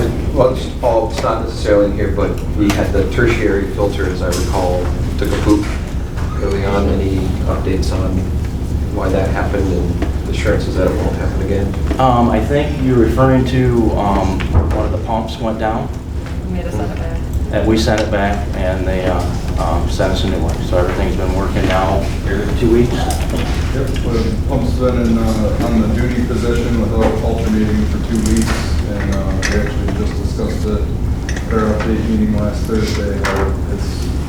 We find it acceptable at this point. What's everyone doing now that they're not hanging off the catwalk? Been busy. We're always busy. I don't know. I mean, we still got the SAW grant that's in progress, the Central Street project, sidewalk project. We never fail to have duties along with the day-to-day stuff that we have to do. But they don't miss that job, do they? No. I mean, as you can see, if you go, I can't remember if it's in Eric's report or in F&B's, we're getting like 1.5 yards of brick and solids now from our headworks. 1.5 yards. Yeah, and then as hopefully when we do, I'm thinking September 28th, we're looking at maybe doing an open house. It is really apparent as you walk through the different stages of the wastewater treatment plant, how efficient the headworks building, the tertiary system is working, just from visible. And then also we don't have people hanging off of things, scooping and filling up 5-gallon pails anymore. It's a big difference. Well, and I think we also need to continue, I mean, I know Eric, they were just doing sewer televising and cleaning in here on farms, and, you know, when they're doing that, they find certain things that then we can educate on not putting down the drain, you know, eggshells or, you know, whatever the odd things they find. So same with this, I mean, it gives us a chance to really now focus on educating that you really don't need to be putting anything down the drain that isn't supposed to be going down the drain. Right. But at least we're catching it when they do. So the September 28th, I wanted to talk to council, or we wanted to talk to council about doing an open house down at the wastewater plant. And we were wondering if anybody had any objections for the 28th. It's a Saturday. I know it's football Saturday and they don't have the football games really figured out what time they are. And we were thinking what your thoughts were on these. I mean, we're thinking about doing a little speech, maybe some paperwork that kind of explains where we were and where we're at. Maybe if people wanted to go down and actually, you know, walk through the facilities where we've installed all the new equipment, doing a little tour. I think it's a great idea. If you guys, if you have any thoughts to add to that. Either if we can. Pardon me? Either if we can. Sure. Mr. Mayor? I might be tailgating. What do you mean might be? I think it's going to be a good game. You can never Yes, but If I can make it, I will. Well, Yeah, they might. we'll FaceTime you. I won't FaceTime you. That's why we have. When was that date? It's the 28th of September. We haven't set a time yet because I really, we got to get a little bit closer to the football Saturday and see how if we can work around that. We're also gonna have a day that staff can go down if they wanna see it. Cause some, like, we're on the air and some people that don't ever go down there were curious as well. So I think it's important for everyone to have an opportunity to kind of see what we've been talking about this whole time. Oh, and then we Because can- it has really been everything that's played a part in making it successful. Oh, this has definitely been a team effort. I mean, from start to now that we're getting to the end, there's no doubt. I think when you talk about a $5.6 million project, and how many years did we start planning this, 3 years ago? You know, and now we're towards the end, and looks to me from the memo like there's contingency left both on the owner's side and the CM side, right? So, you know, that's tremendous credit to all of you and the FOB team, all staff. We've gotten some things done here at the end that we weren't sure we'd be able to do, with moving some of the piping that was supposed to be above ground, underground, because that is better for the future. You know, we were able to wait till the end and decide what, you know, what can we reasonably afford to do to make the project as successful as it can be. And that came from you and Marie's ability to manage the money, and then you invested it. I mean, it really put the icing on the cake. I mean, we wanted a great project, we wanted to use the best equipment possible, but we're all under budget. I mean, we all have a budget. And we met that budget, and then with the help of them two, we were able to do some extra work, get this plumbing underneath the ground instead of bringing it on top with heat trace tape, and it really, and that goes to show as far as the residents, the business owners, the community, the council, and our staff. I mean, this has even reached as far as the DPW. I mean, if you look at all of the things that we have been doing as a community, we have to pull staff from DPW water, wastewater on a daily basis to be able to meet the needs of us trying to, you know, get things accomplished now and what we need to do in the future. And it says a lot. And this project, I think, is a great example of everybody working together and coming out very well. Did you come up with a piece of art for the screw pumps to be used in? No, I have not. I have not. But I think the headworks building turned out super pretty though. I mean, it blends in with, you know, Eric and I worked hard on it. He wanted to make sure I approved that color just in case. Did not want that on him. But Paul, I told him we'd help. Right, Dan, yeah. Dan being colorblind, he was Yeah, not super Paul's helpful in that colorblind, decision. But it really blends in nicely and it doesn't have to look like, you know, just because you're building something to wastewater treatment plant doesn't mean it has to look like, I was gonna say crap, but I mean, that's not like, you know what I mean? Good word. So, I mean, it looks nice. It's a nice facility that you might not want to be inside for too long, from what I understand. No, but it looks pretty. But it looks pretty. Seriously, It looks prettier than it smells. Yeah, from what I understand. Yeah. All the project updates and pictures along the way have been very helpful. Well, thank you very much. Any questions? Thank you very much. Thank you. Thank you, Dan. Dan, can you do I'm sorry, Thank you, real Eric. quick on the PFAS, not PFAS, geez, the tin bill and the phosphorus? So we can provide additional information, probably at the next meeting, because our comments to the DEQ on the phosphorus tin bill that I've been writing about and how they've lowered the limits even more ridiculously low than they were. We have to submit our comments back to the state by, I think it's like the beginning of the first week in October. So we'll put those comments in the packet so everyone can see them before we submit them. We're going to use a format created by the Watershed Council and then add our own. Andrea and actually F&B has helped us with figuring out, you know, what some additional cost, what we would have to do to even meet those limits with the new equipment. It could even put additional cost onto us because the DEQ approved our equipment at this level and then decided, okay, well now it needs to be at this level, and it just doesn't, you don't just flip a switch. Do you mind if I bring Corey up? It'll take him 5 minutes to explain. Okay. Corey, do you mind coming up with, or Dave, either one? And he'll explain where we're at and what F&B has found that we might have to do in the future if we need to get that low. So it sounds like Courtney explained it pretty well and you guys are somewhat up to speed, but during design, the tertiary filtration system was designed around the 0.167 milligrams a liter at the design flow rate for the wastewater treatment plant. And just recently, a month or so ago, the city was notified that this limit is going to get dropped down to 0.1 milligrams per liter. So almost cutting that limit in half than what the filter was designed for. So Dan and the wastewater staff is now looking at new methods and analytical methods for determining how much phosphorus is in the effluent wastewater. And currently with the analytical method that they use, they can only detect to 0.1 milligrams per liter. So they cannot tell if they are removing more than what the DEQ is now requiring. So the city is in the process right now of establishing a baseline of what our removal rate is of the phosphorus and what the actual effluent characteristics in phosphorus that are in the effluent. And so that's our first step, is to establish where we're at with the new equipment to those very, very low limits. After that, we can look at the chemical addition. Ferric chloride is what they're using right now. There's other metal salts that can be used, or we could switch to a different addition. We could add a polymer system. The system is capable of doing ferric chloride or polymer. We would need additional pumps and the polymer. And then from there, if the city cannot reach the phosphorus removal limits, we can look at changing the filter media on the new filter that has been installed. And going into that, it would change the capacity of the filter. Since we'd be going from a 5 micron cloth down to a 2.5 micron filter cloth, it changes the hydraulics of the filters and would actually reduce some of the capacity, because it's creating, it's a tighter filter area. So that would be the last case scenario.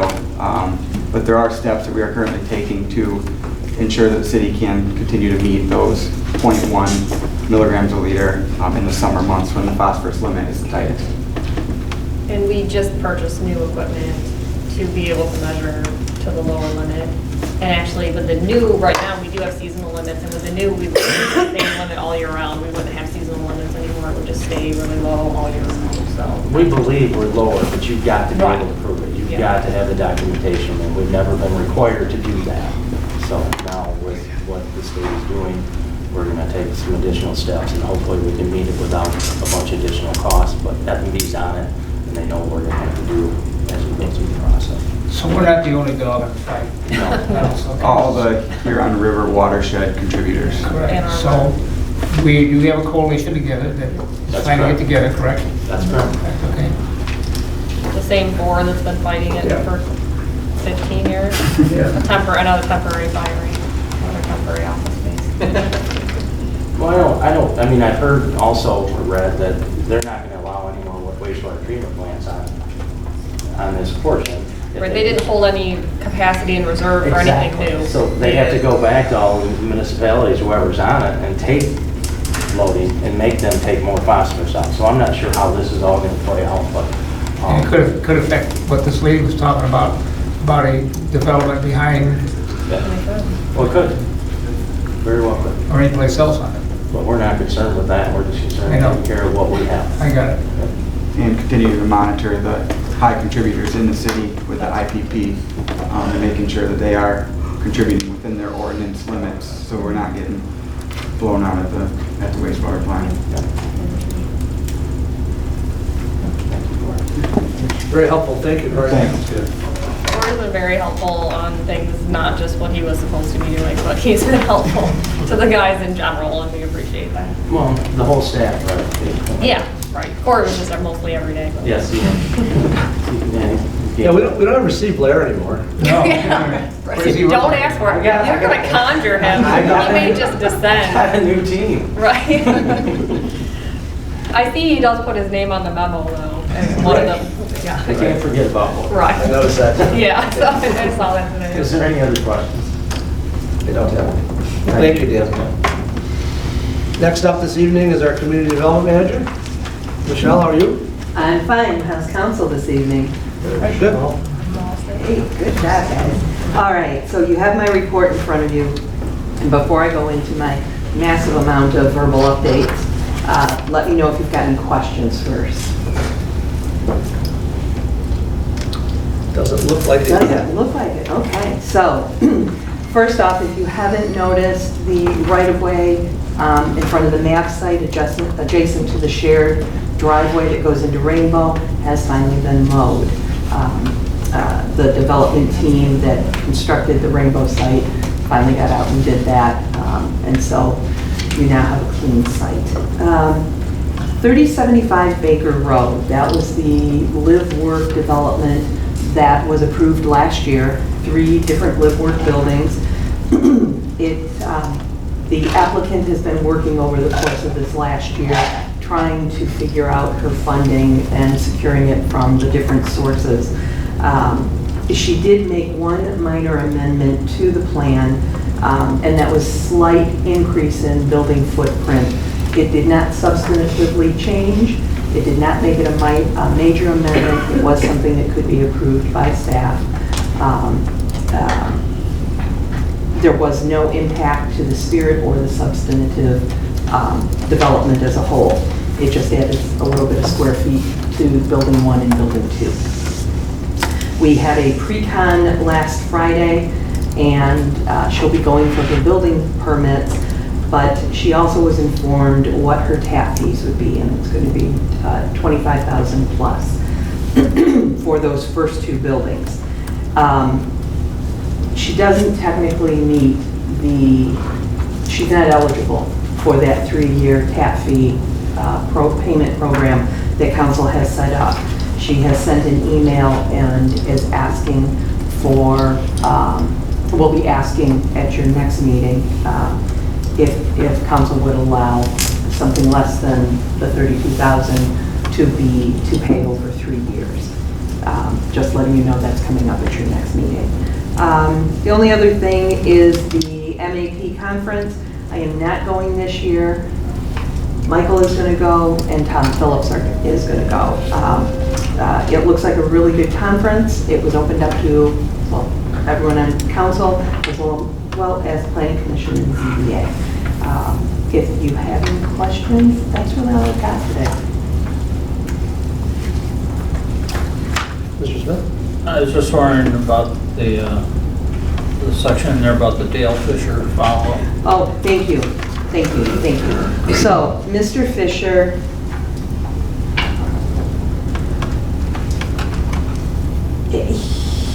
he would like more help from council, from the city, from staff than that has been clearly articulated in the past. So the city has agreed to $6,500, and Mr. Fisher was to get whatever sponsorships he needed. The city did put Mr. Fisher in touch with the chamber. That has not proven to be helpful for him, for whatever the reasons are. And so when he met with me just a few weeks ago, he and his assistant, Heidi, who I don't think was here before, asked if the city would allow staff to make an introduction to the different businesses in the industrial park, but as thoroughly representing the city in the ask. I explained to him, I'm not comfortable making that, certainly not without direction of council. It's a big ask. I think you made a good decision. Pardon me? I think you made a good decision. Well, and Michelle, just to clarify, we did at one time vote for the $6,500 if it was done by last February or something. Right. We still owe an action item to do that if he has submitted his invoice, but as I had a conversation with Courtney, when do you pay that? I don't know that this book is going through based on... Yeah, well, the way we left it when he was here in front of us, whatever prearranged, was that if he found the supporting numbers that he needed, we'd put it on the agenda for action. Well, and I said that we would help him identify the buildings in his aerial photography so that he could reach out to those and show them what he had from their business, and Michelle did that. But that he wanted us to take that a step further and actually be engaged in the introductions, and that's what we just weren't really comfortable with. We don't really do that. even for our own projects, let alone other people. All right, that's all I've got. Other questions for Michelle? Okay, Thank you all. thank you very much. I think next up is our city manager report, unless there's something along with boards and commissions that I'm missing out. So, Courtney, up to you. We did close on the property actually the day after the last council meeting. As Michelle said, Tiger Care took care of the right of way, so that was done last week. We did postpone the Grand Street resident meeting. We haven't rescheduled that yet, but I think that's probably going to be a discussion item on council's next agenda, just so everybody can see the 30% sort of design plan before it goes to the public. I did receive an email today from Recycle Ann Arbor, who's talking about, I guess Ann Arbor's seeking proposals to reopen their material recovery facility. And Recycle Ann Arbor is interested in putting in a bid, and they were looking for a letter of support. And it would be beneficial because, you know, we pay our recycle costs straight out now for waste management. So if we had somewhere local, right now our recyclables are going to New Boston's. So if they could go to Ann Arbor, that's going to save cost for us. So unless council objects, I think, I'm not going to use the language he gave me, but I would just say that we support an opportunity to have a local material recovery facility. Honestly, whoever's running it is not as important to me as something that's closer than New Boston. So that would be great though if they're thinking about reopening that, because our recyclables did go there at one point, and then when it got closed down, it stopped. The crossing guard, we do have one very excellent crossing guard at Baker Road who's extremely enthusiastic. She's been at her post every day. She's kept statistics. She seems to really be enjoying it, so that's great. Talking about the pay, what we're gonna do is make it $12.50 for the morning and $12.50 for the afternoon, which makes it $25 a day. So I think hopefully that makes a little more sense than it only being like the equivalent of $10 a day. So it could be up to $4,500 if you worked all 180 days. So no one's going to be doing it for the money, but maybe that will help at least make it worth somebody's while. Because we could really use a few more, even if it's just people to fill in when Brenda Brown can't be there, which thankfully is very few days, at least at the end of 2019. Because we would like to add another one at Ann Arbor Street in Kensington eventually. We have had meetings in the fire station design review. We had one today. We should be set to have the work session on October 14th to show an updated plan and cost estimate.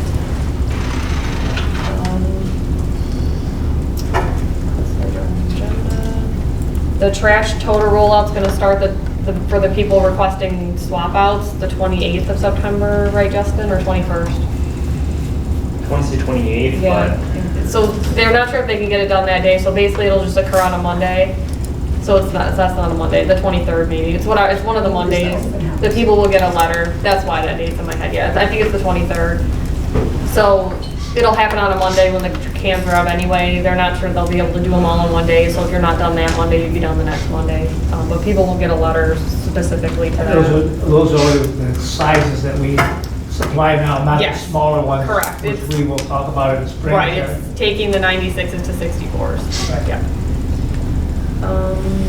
They're gonna change out the traffic signal tomorrow. I already got questions about doing it at Baker and Maine, so I'll get back to those people tomorrow and say that was the goal, but we're not quite there yet. Pavement markings, are working on those at night, thankfully, so it's not that impactful. I think that's about it, unless anyone has any questions. Did you touch on the newsletter? When is that? Oh, it hit the mailbox on Saturday. Okay. It was a 4-page pedestrian safety newsletter. You may have seen it in your mail Saturday if you checked it. Yeah. Yeah. It was in my mail Saturday. So the letters we got on Forest Street about cutting through? Yes. Are they doing the storm sewer at the same time? Or is that going to be done before, or do we know that? I'm not sure. I just knew they were supposed to do the driveways the week of the 18th. Storm sewer, I got a great big, my neighbor has, I don't have great big concrete spaces for, you know.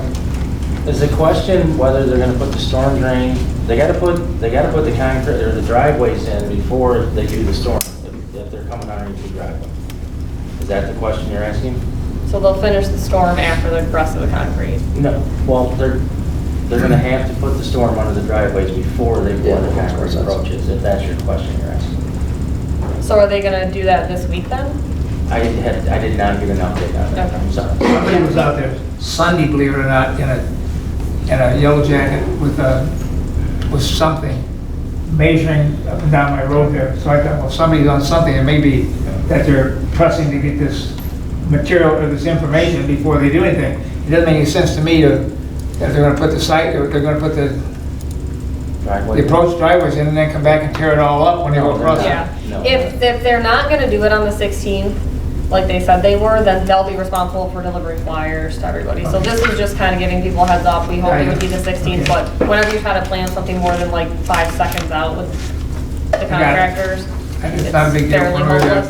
I just had people inquire. Yeah. Okay. So, but you'll get a flyer if it's not gonna be the 16th. And on the toter swap, it's going to be the 23rd and the 30th, with a possible additional date of October 7th. We just got that in 5 minutes.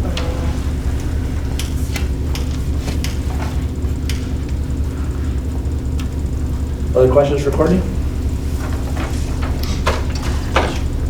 Okay, I'd like to say thank you for putting the stuff from JJR in there, the full report. Appreciate being able to see that. That's a follow-up from last meeting. I'll jump right into my report. I don't have much to add this evening. I apologize. On the bottom of my report, I have September 16th down as the date for 2 meetings. That actually should be the 19th, September 19th, for both the DDA meeting and the fire department meeting.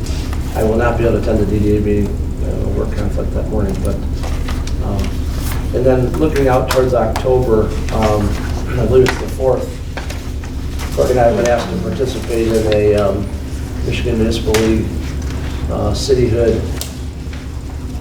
how did it work for us type meeting, where people can come in and ask questions from other communities that are looking at the process. So that's an afternoon, Friday afternoon up in Lansing. So that'll hit my next report, but just give you a heads up, we've been asked to participate in that. One from the administrative perspective and the other from the elected official side. So that's it for me, unless anybody has any questions for me. Okay, we have made it through item I. We are down to the consent agenda. I move to approve the 2 items listed on the consent agenda. Bills and payroll in the amount of $678,327.42, and the road closure for the homecoming parade on September 27th. Motion by Fisher. Second. Second by Michelle. Thank you. Please call the vote to approve the consent agenda items. Bell? Aye. Cousins? Yes. Fisher? Yes. Smith? Yes. Michelle's? Yes. Knight? Yes. Keo? Yes. Motion carries. Thank you. We can if we need to, sure. We'll reconvene at 20 to 9. Thank you. You're welcome. Be fun when you see your staff. Great. Yeah, real that's the same night as the Columbia celebration thing too. Did you guys get an email or invited to that? Run the parade right to that. Yeah. They're having something before the football game, 6 World War for 40 years.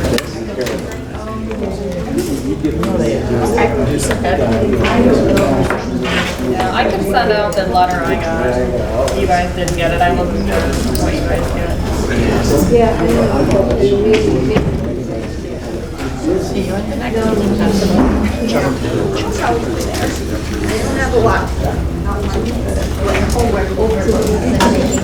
Bunch of people. Thanks. Have a good evening.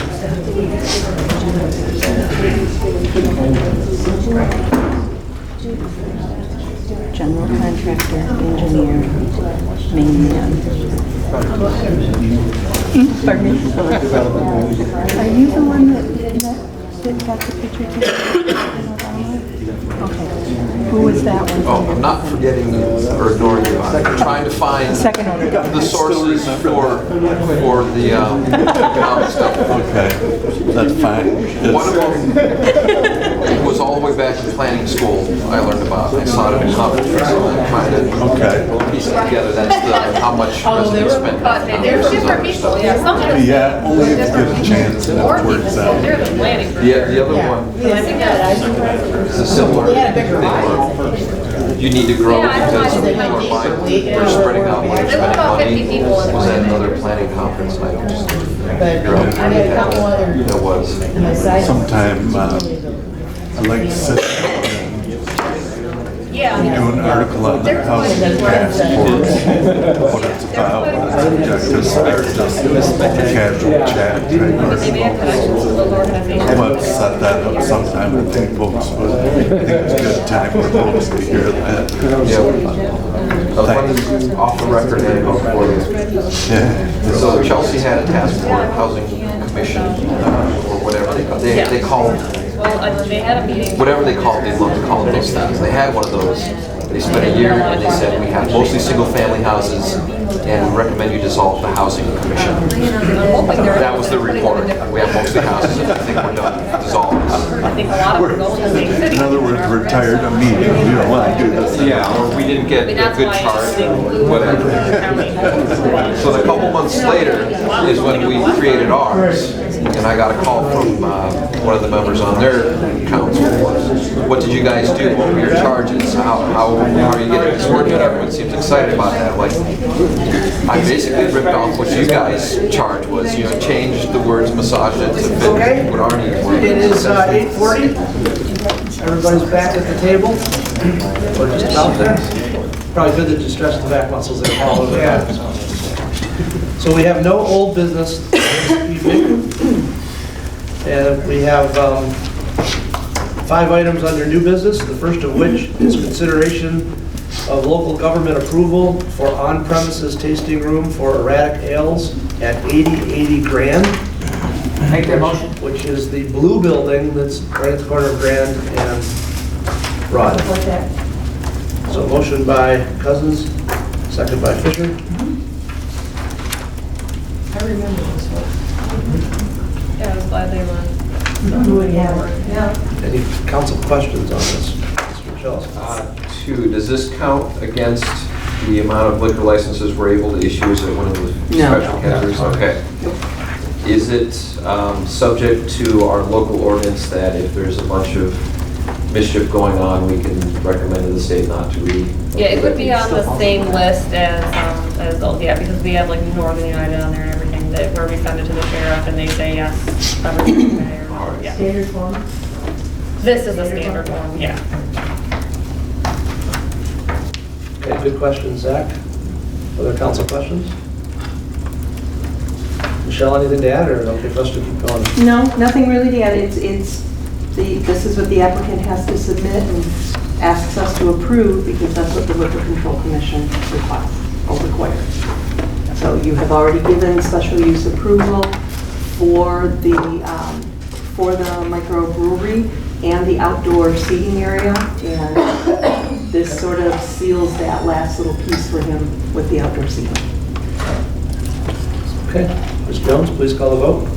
Smith? Yes. Bell? Yes. Cousins? Yes. Fisher? Yes. Knight? Yes. Michelle? Yes. Keo? Yes. Thank you, motion carries. New business item L2 is consideration of the planning commission recommendation to adopt the combined site plan for K-Space at 2812 Bishop Circle. This is just to the north of the water tower in the industrial park, if you're wondering where 2812 Bishop Circle. I'll make the motion. Motion by Cousins. That's Motion to approve. Approved, yeah, both.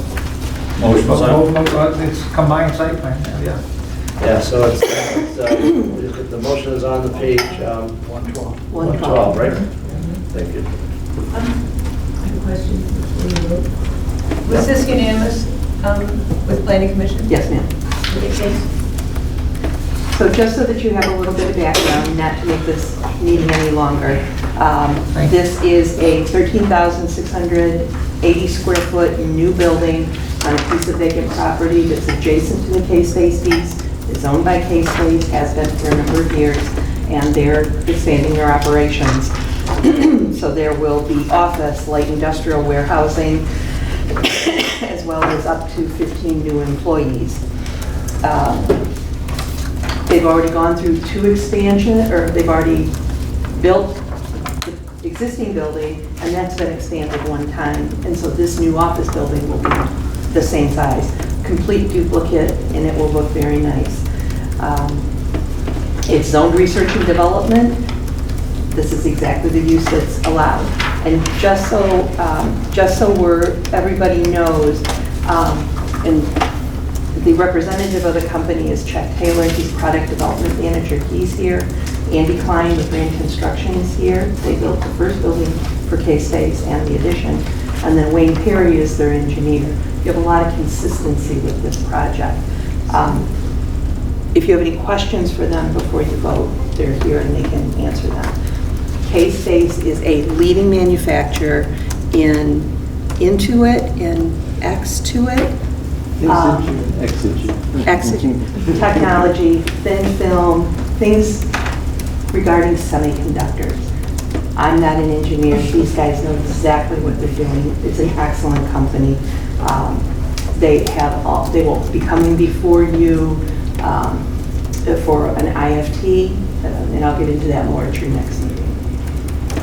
Michelle, just to clarify, on the agenda, the address is 2812, which I read, but in the packet's really 2182, right? So it's 2218 is the address of the vacant parcel. 2182 is their current space. Yep. And that will also have a little bit of work. Okay, but the 2812 that's on our agenda is not. Yeah, I'm sorry. Okay. No, I just wanted to try and know what I'm talking about. Still under the water tower. Yep, adjacent to it. Not impacting the water tower in any way, shape, or form. Right. Even the new paint. Just a point of clarification for the motion makers that it included the conditions 1, 2, 3, and 4. Yes, correct. And make sure I fully understand the reason why the recommendation 1 from Carlisle Wortman was excluded from both this and Planning Commission, because that's been done. That's been done.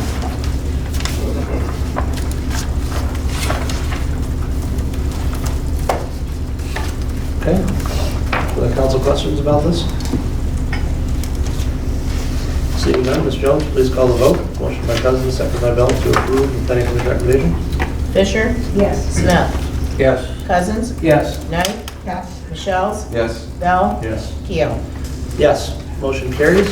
Thank you. Thank you. Thank you, Michelle. New business item L3 is consideration of the planning commission recommendation to adopt the preliminary site plan from Avalon Housing for a portion of 7651 Dan Hoy. I'll make a motion to accept the planning commission's recommendation, and I'm looking to see what page it should be on. 138. Oh, it's in the third section. Yeah, sorry. Soon that won't be an issue. Website's done. When I separate it to a Yeah, so why don't you just read the 8 conditions if you find them, Yeah, or we can help you answer them. I'll second it, I'll read it because I have it in front of me. That'd be great, Paul. Why don't you Okay, please? number 1 is land division approval. 2, the applicant has satisfactorily clarified the footprint of the 8-unit building facing Dan Hoy Road. Number 2, second part of that is the type of equipment and services to be installed in the playground area. And number 3, and then number 2, the purpose of the open space between 8-unit building facing Dan Hoy Road and the parking lot.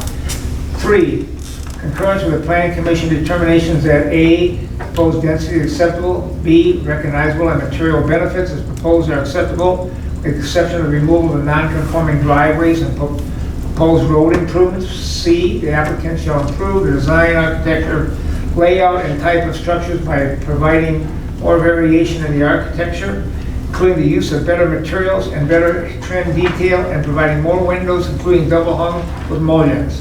D, open space as proposed is acceptable. E, all street parking as proposed is acceptable. And F, requested tree reduction and tree preservation credit shall be determined by the planning commission during final site plan review, when the applicant must provide the required tree inventory and detailed landscape plan. 4, CWA review dated August 23rd, 2019. 5, OHM review dated August 21st, 2019. 6, DAFD review dated September 1st, 2019. 7, letter from Avalon Housing dated September 3rd, 2019. And 8, letter from McCone Engineering to DFD dated September 3rd, 2019. Well, thanks for reading all those. Almost did that without starting. Yeah, so we have a motion. We have recess for? Motion by Fisher, second by Cousins. Michelle, I have one question. The item F, 3F, the requested tree reduction and tree preservation credit, is, in terms of that word credit, is that actually referring to monetary or number of trees? Number of trees. Okay, just want to make sure. Was this a unanimous? No, this was a vote of 7 to 1. 7 to 1. Mr. Marsh did vote no, not because he didn't support the development. This had to do with, this is going to be a little long explanation, but bear with me. Mr. Marsh took site plan review training and planning commissioner training earlier this year. And in one of those training classes, apparently one of the instructors had told him that planning commission could be liable if they approved a condition where a spot zoning took place. There was significant discussion about whether this was a spot zoning because of a comment that was made during the public comment. Megan addressed what a spot zoning was and is not. This is not a spot zoning, this is a PUD. You're rezoning to PUD. Jim Cardy also took great pains in a good way to help Kyle understand why it's not a spot zoning, why there is no liability. But I think, and this is my interpretation of Kyle's ultimately no vote, was he wasn't sure how the master plan really supported or did not support this, and so he erred on the side of caution with that. Thank you. Okay. Thanks, Michelle. Thank you. Other questions by council on this? Mr. Michelle? Just some clarifications. The reason why they don't need to do the tree reduction preservation credit is this time is because they've split it to preliminary and final. And that's something that we want to see in final. And the PUD is a floating overlay district over lots of places. It is not an overlay, not anymore. When we redid the PUD section a year and a half ago, we stopped the overlay and it rezones to PUD. It may have an underlying zoning that provides the structure for permitted uses and setbacks and things like that. So this is actually essentially a zoning map amendment and preliminary site plan rolled into one. And the public hearing that was held for it takes care of all of that. Yeah. And the public hearing at the planning commission. Yes, sir. Yes. It just have to have one of the two places. This project could not be done without the PUD, correct? Remember I don't know if you remember, when the applicant first came through, we went through a pre-app meeting. And at the pre-app meeting, based on how it was explained what the different rules would be, the pre-app committee determined that PUD was the appropriate mechanism, appropriate process for them to go through. Because it's essentially, there are more units there than what are suburban. No, it had more to do with the timing of going through a rezoning and the fact that we were in the middle of a master plan update. It just would take the process out longer, and the committee just didn't feel that that was the appropriate way. They liked the idea of it going through as a PUD. It provided both the city and the applicant the flexibility that was needed to handle this type of development. Can I sneak one in while you're looking, Zach? Yep. Question. So Michelle, this is preliminary tonight. Yes, sir. So, they've got their application for funding due October 1. Is it likely that final would be sometime after they would find out if they can afford it, or how? I suspect so, yes. And if I'm not mistaken. I'm sorry? I mean, you wouldn't come back for final site plan approval until after you do whether the project had the funding, is that correct? Actually, we would find out in January if the project has the funding. I would actually hope to get between our application and the funding date. Oh, okay. So you have final site plan. That's what I'm asking. So we'd see this back, assuming your team keeps it going. Okay, thank you. Just trying to get an overall understanding.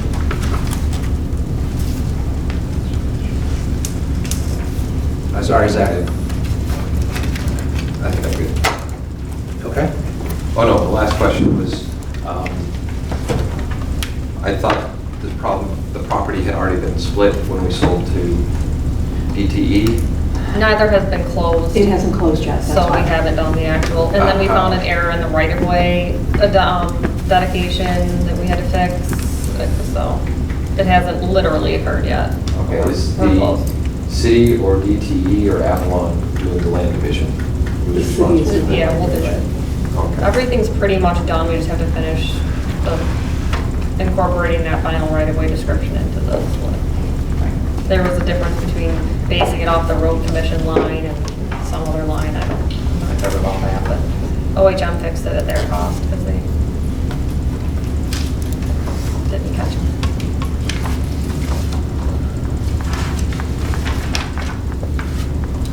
Other questions by council? Okay.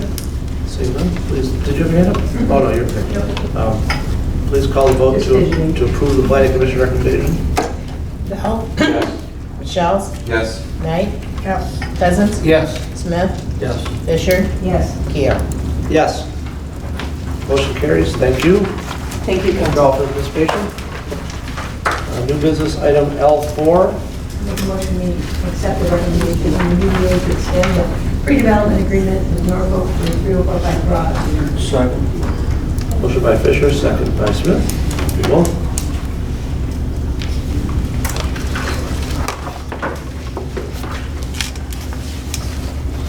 So I just want to say that I think Norfolk has been an excellent partner in this. But I don't see any benefit to holding more money as part of the agreement. Every time we ask them to put money somewhere, the cost to them goes up, and ultimately they're going to pay interest on that or something, because they're carrying more cost throughout the process. And if they have more cost, they're going to, I think that affects their ability to ultimately pay for property at a higher level, or could. Now, you might say 25,000 is not a lot of money relative to what might be a however many $1 million overall project cost, but I don't know why, if you're working well with somebody, you would try to add cost to their plate. Now, the DDA feels like, since the original agreement expired, the condition was, I do sit on the DDA, they feel like since we're re-upping the agreement for a period of time, that comes at a cost, which essentially works as a deposit and would sit with the other 25,000. Right. So I absolutely support the extension of this concept, or the concept of the extension that this is. I just don't like the $25,000 language. So I wanted to try and present, and Michelle, help me if I didn't present. I wanted to present my opinion as well as the DDA board's position. They voted unanimously to follow on, they voted unanimously to accept it. Right, of the people who were present that day. Yeah, I was not there at that time, so, but that was that's my thought on this, that's why it's written up that way. So to give you a little context and to build on what Sean said, two of the board members that brought up the additional escrow both came at it from a real estate deal point of view, and that they have purchased property or dealt with commercial property and things had to be extended. That's just the way it normally gets done. So that's why it was included in there. Kind of like what we had when we did with the mass development, correct? Yeah, basically.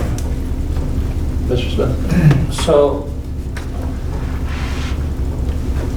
who has the ultimate responsibility here, the DDA or the council? City Council, it operates pretty similarly to the way the Planning Commission makes a recommendation to you. You approve, you accept and approve, you deny, or you accept with conditions.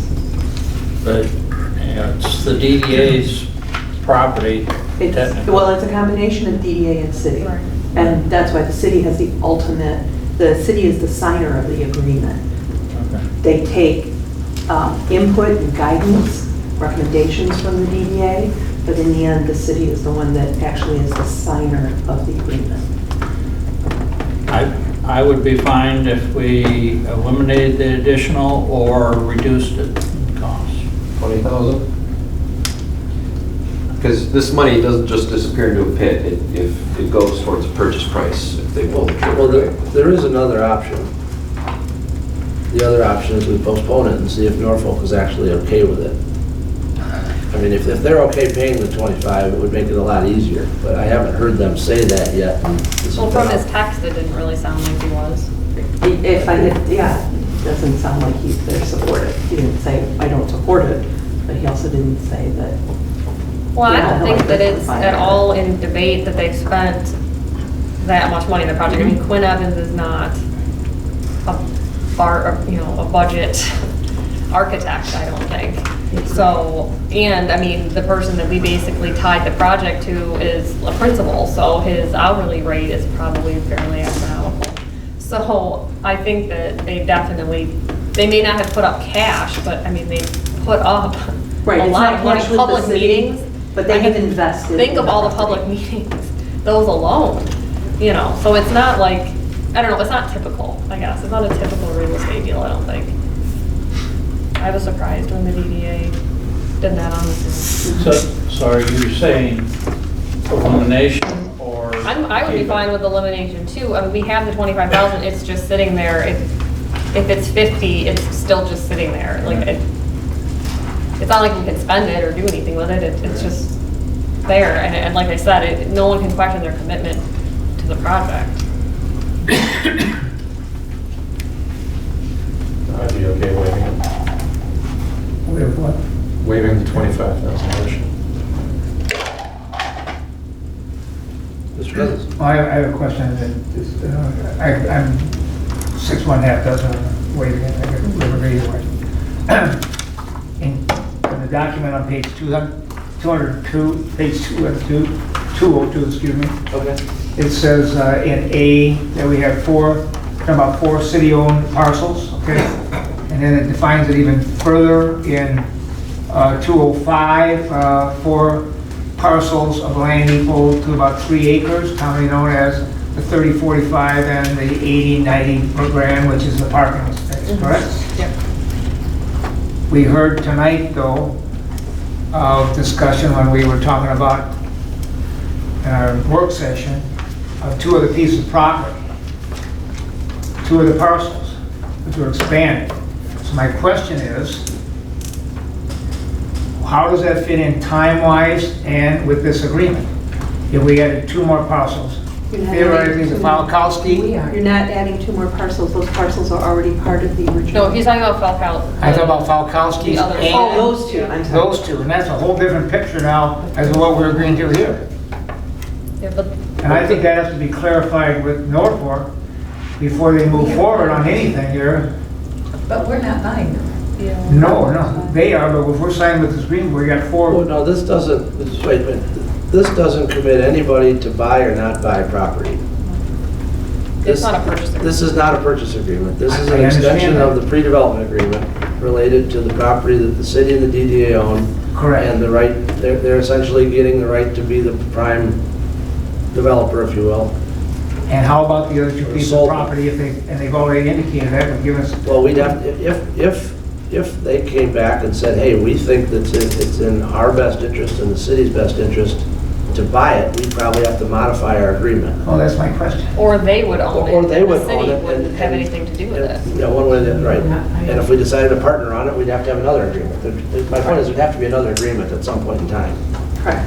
It doesn't have. But to be it's not this one. That's what, okay. That's what I wanted to know. Nope, it's good, it's a great question.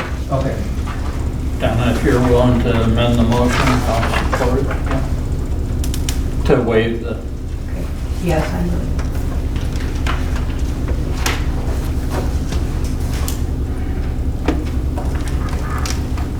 So it's a motion to approve the extension without the $25,000. It's to approve the amendment. Approve the amendment, right, approve the, Yeah. right. Without additional.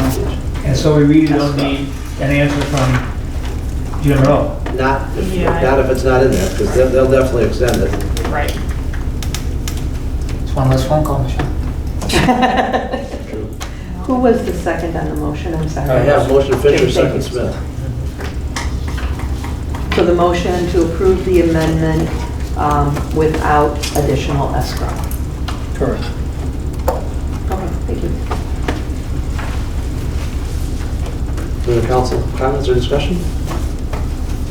Okay, Ms. Jones, please call the vote. Cousins. Yes. Knight. Yes. Bell. Yes. Fisher. Yes. Michelle's. Yes. Smith. Yes. Keel. Yes. Motion carries, thank you. Thank you. New business item L5, consideration of the acceptance of quotes from DTE for additional crosswalk lighting at 3 locations for not to exceed $8,200. So moved. Support. Moved by Smith, second by Bell. Thank you both. Courtney?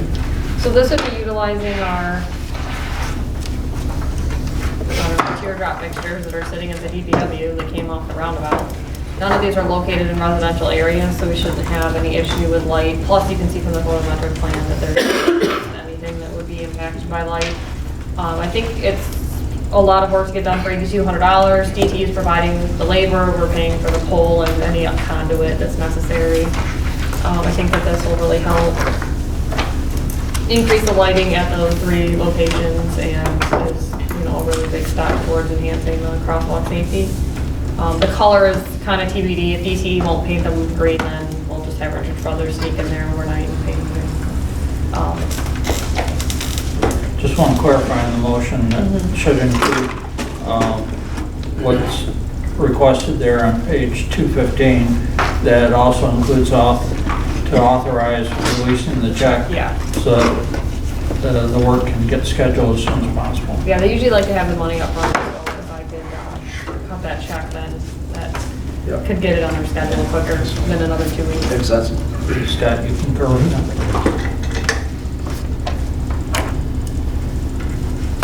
So essentially, the motion as proposed there.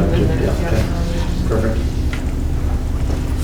And DT provides some nice photometrics now. They can actually do all that work in-house, which is helpful. They don't have to staff it out to a consultant.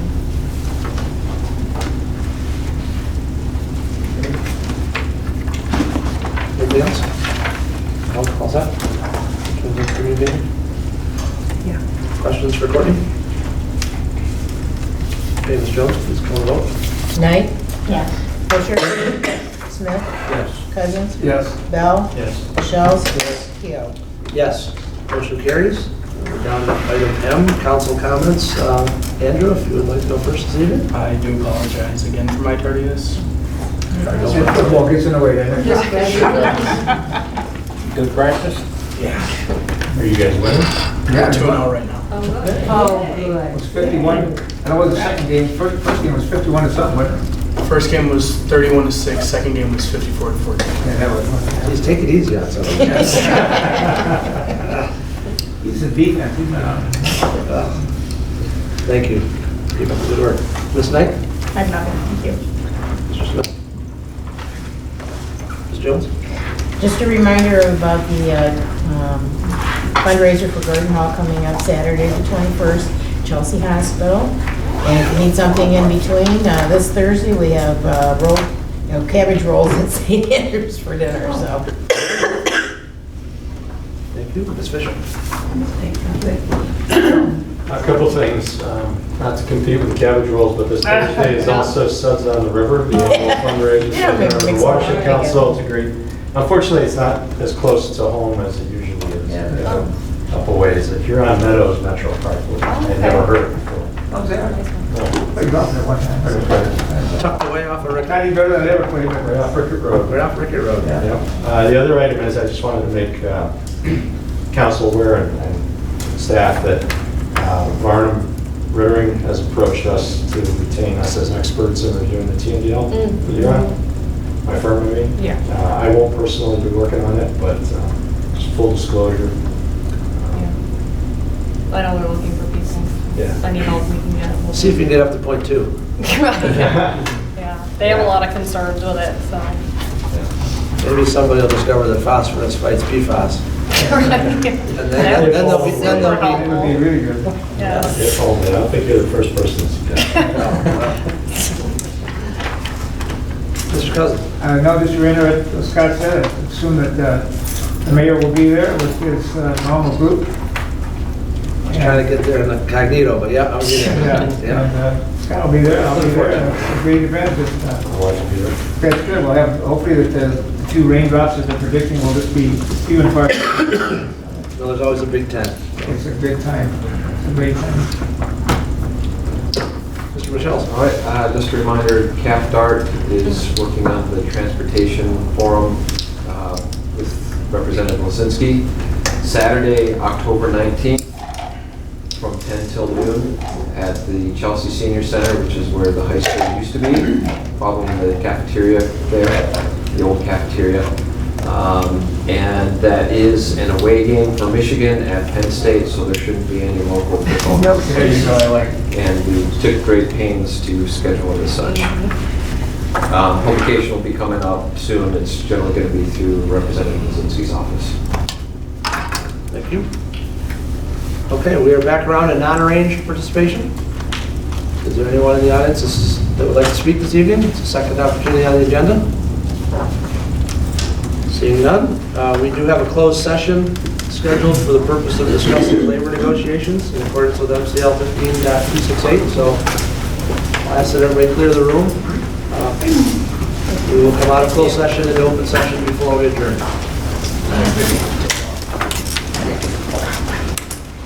And